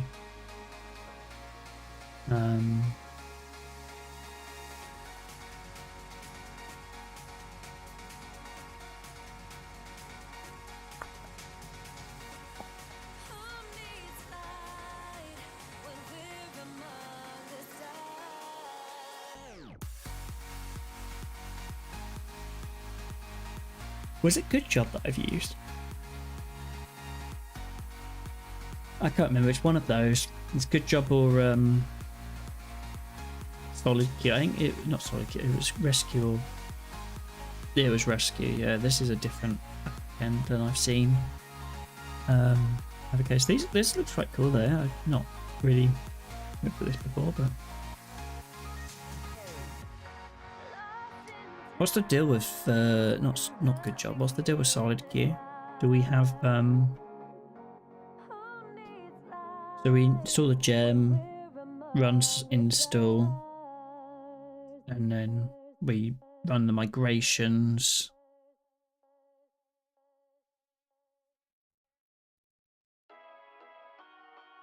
We can also set specific jobs, and then there's like a rake job that we can just run to start. And then that will start processing jobs in all queues, but there's some configuration I can do if I want to do different jobs. And I'm guessing I can just pass different parameters to Solid Queue start. Actually looks pretty simple. So perhaps that's our next thing to do. We can install Solid Queue. And that gets us towards production.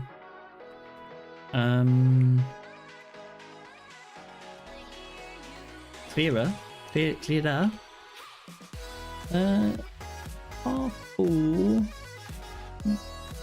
Let's just get Solid Queue in and then see where we get to. Bundle add Solid Queue.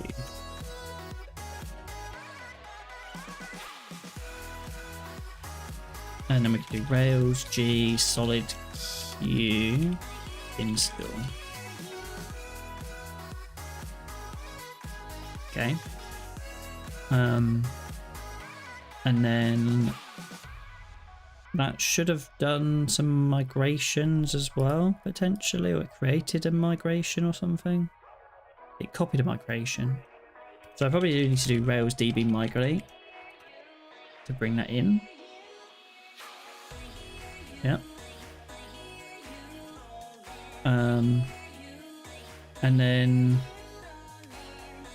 well, it'll be one. Let's see what we got. Solid Q is added. That's there. Our environments for production using Solid Q as the job adapter. Does it show you? It was rescue before, but commented out. Schema. And there's all of that. I think it would be good to go in here. Active job.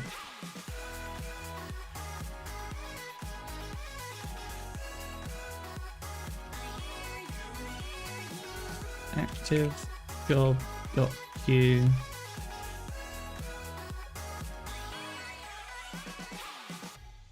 Is it config dot active job dot Q adapter would be solid Q. I want it in development as well.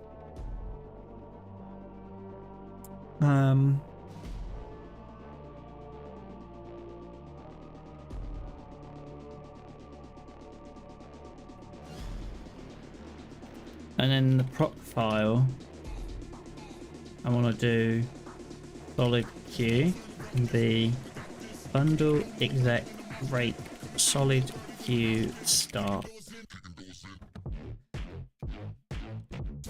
If I stop that and start it again, solid Q should now have a worker and the dispatcher on there listening to the queue. Well, the sounds of it, it just uses the default, it uses the database that's already there. I mean, we've migrated into that database. Is there a can I see the jobs? Is there like a dashboard?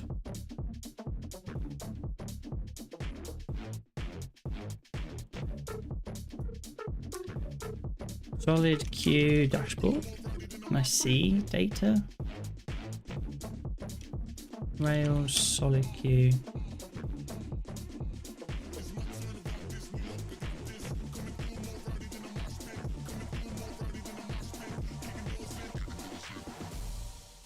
There's also oh, it's a forum. Oh, there's a Go Rails episode on it. I just want to quickly check Go Rail. Yeah, solid Q. We added that in. Rails DB migrate runs.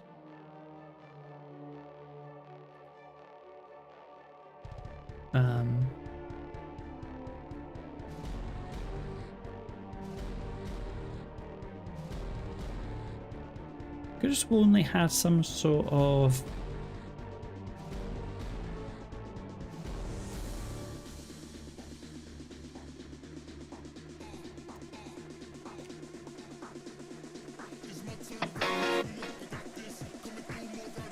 that's a setup demo.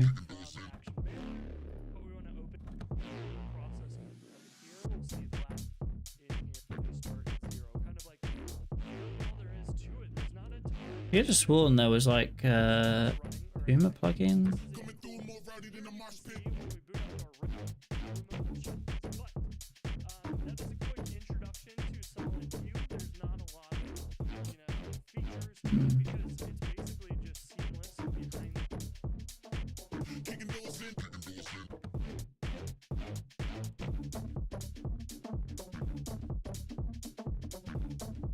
What's the deal with the Boomer plugin? Like, what's that about? Boomer? We provide a Puma plugin if you want to run SolidQ Supervisor together with Puma and have Puma monitor and manage it. You need to add Puma to your Puma.rb configuration.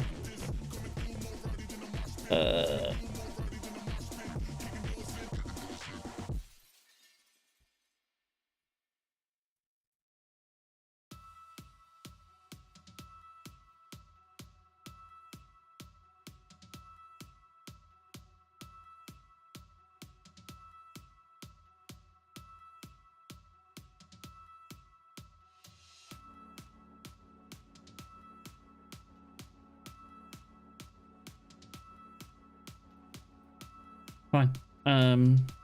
I guess one of the things that I probably want to do is, well, the job is the generation, right? So if I went into here,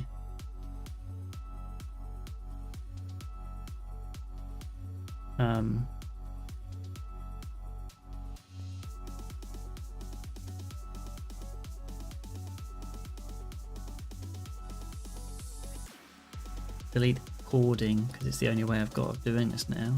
Create recording, pay. We go back through pay.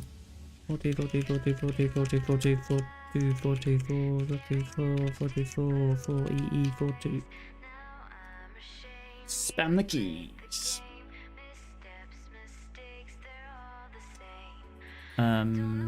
We generate transcription. I guess what I want to kind of see is SolidQ doing stuff. Oh, SolidQ did do this. It included the job to do the mail delivery.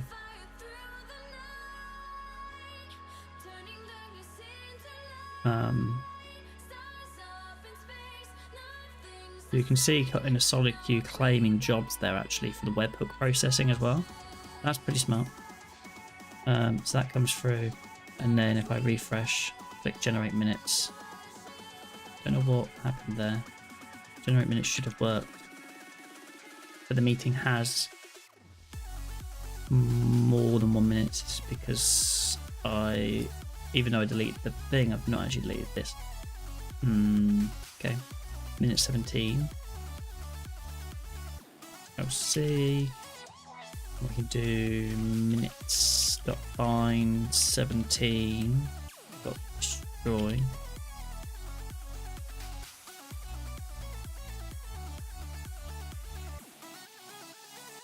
Transcription, generate the minutes.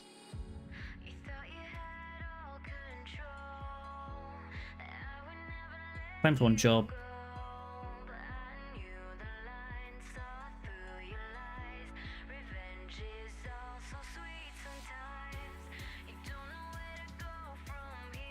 I thought this would happen in the context of like SolidQ.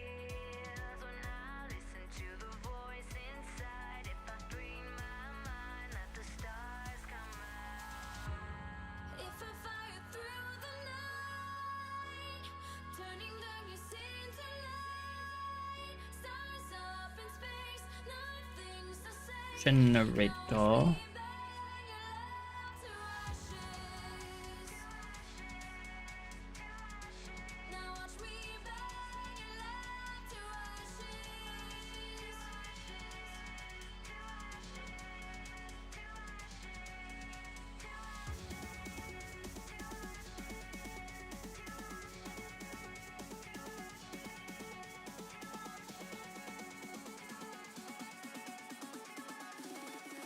Does turbo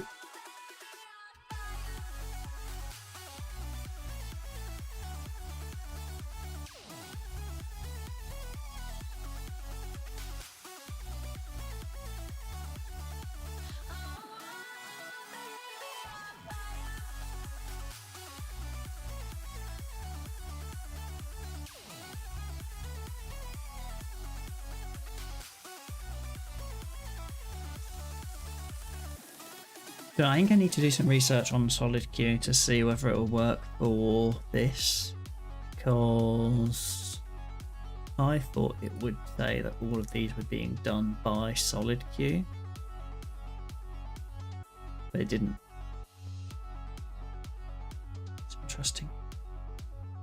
It claimed a job.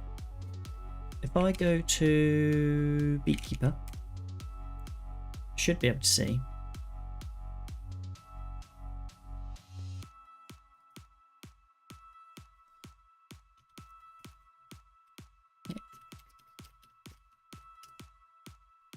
In here, there should now be solid queue jobs as well. There's like the generate minutes job.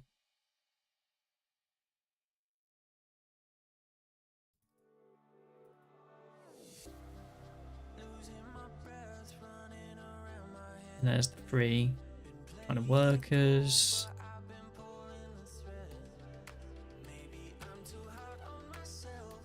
Those are the jobs that have been run. And when they were finished and stuff like that as well. So you can see in there, there's like a bunch of like pay. There's active storage doing some stuff.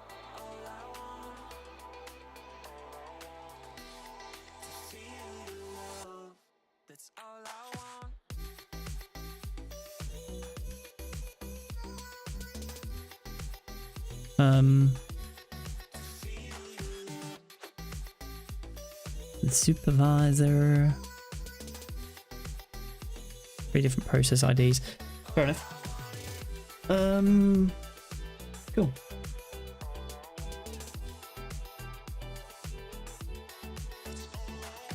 I think I'm gonna call it there for today. Should be on tomorrow.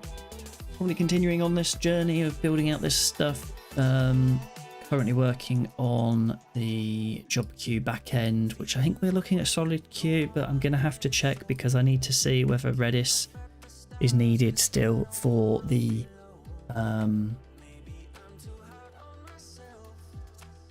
thing, you know, the thing, the actual turbo streams. Do we need Redis for turbo streams? It's really the question there that I need to figure out. So I'm going to do that in some free time. Yeah, I'll be on tomorrow. Similar time. Probably wrapping up a bit earlier though. So maybe I'll start a bit earlier if I can. Be around midday. But good. I think we're getting really close to having a version of this which I can get on like app.musterminutes.com, and that will be really sweet. And yeah, good stream, mate. Sorry I didn't talk much today. Busy day today. No worries. No problem at all. Thanks for hanging out. It's good as always to have people lurking around, so keeping me company. I'll did you get anything back from the animation? Oh yeah, good question. Oh my god, what is this? I did, apparently. What do we get? Play it.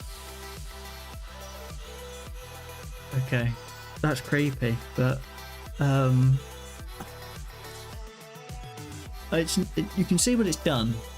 I like how it's like, okay, I need to create a human out of like this chaos. It turned it into a, I mean, yeah, it makes sense now, but I like how all of the junk, like all of the random bits of its face and like bits it didn't know what to do with, it's just kind of put to the side.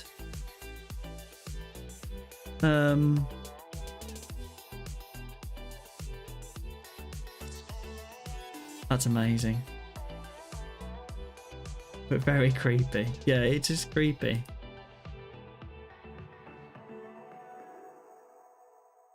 The E2.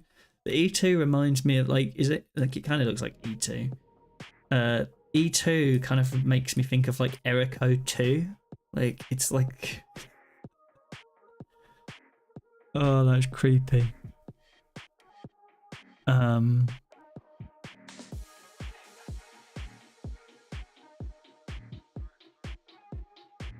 I don't even know. I'm sure that there's some like really good versions of this that could be done. What's files is? Okay, that's just the actual code.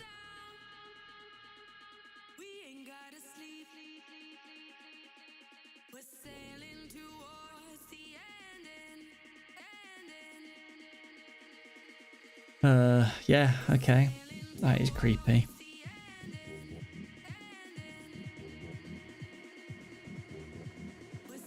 I'm gonna have a look. I do kind of want to get an animated version. That was always the plan, to have like an animated version of that character, but we'll see. Anyway, thanks for hanging out. I'll see you tomorrow.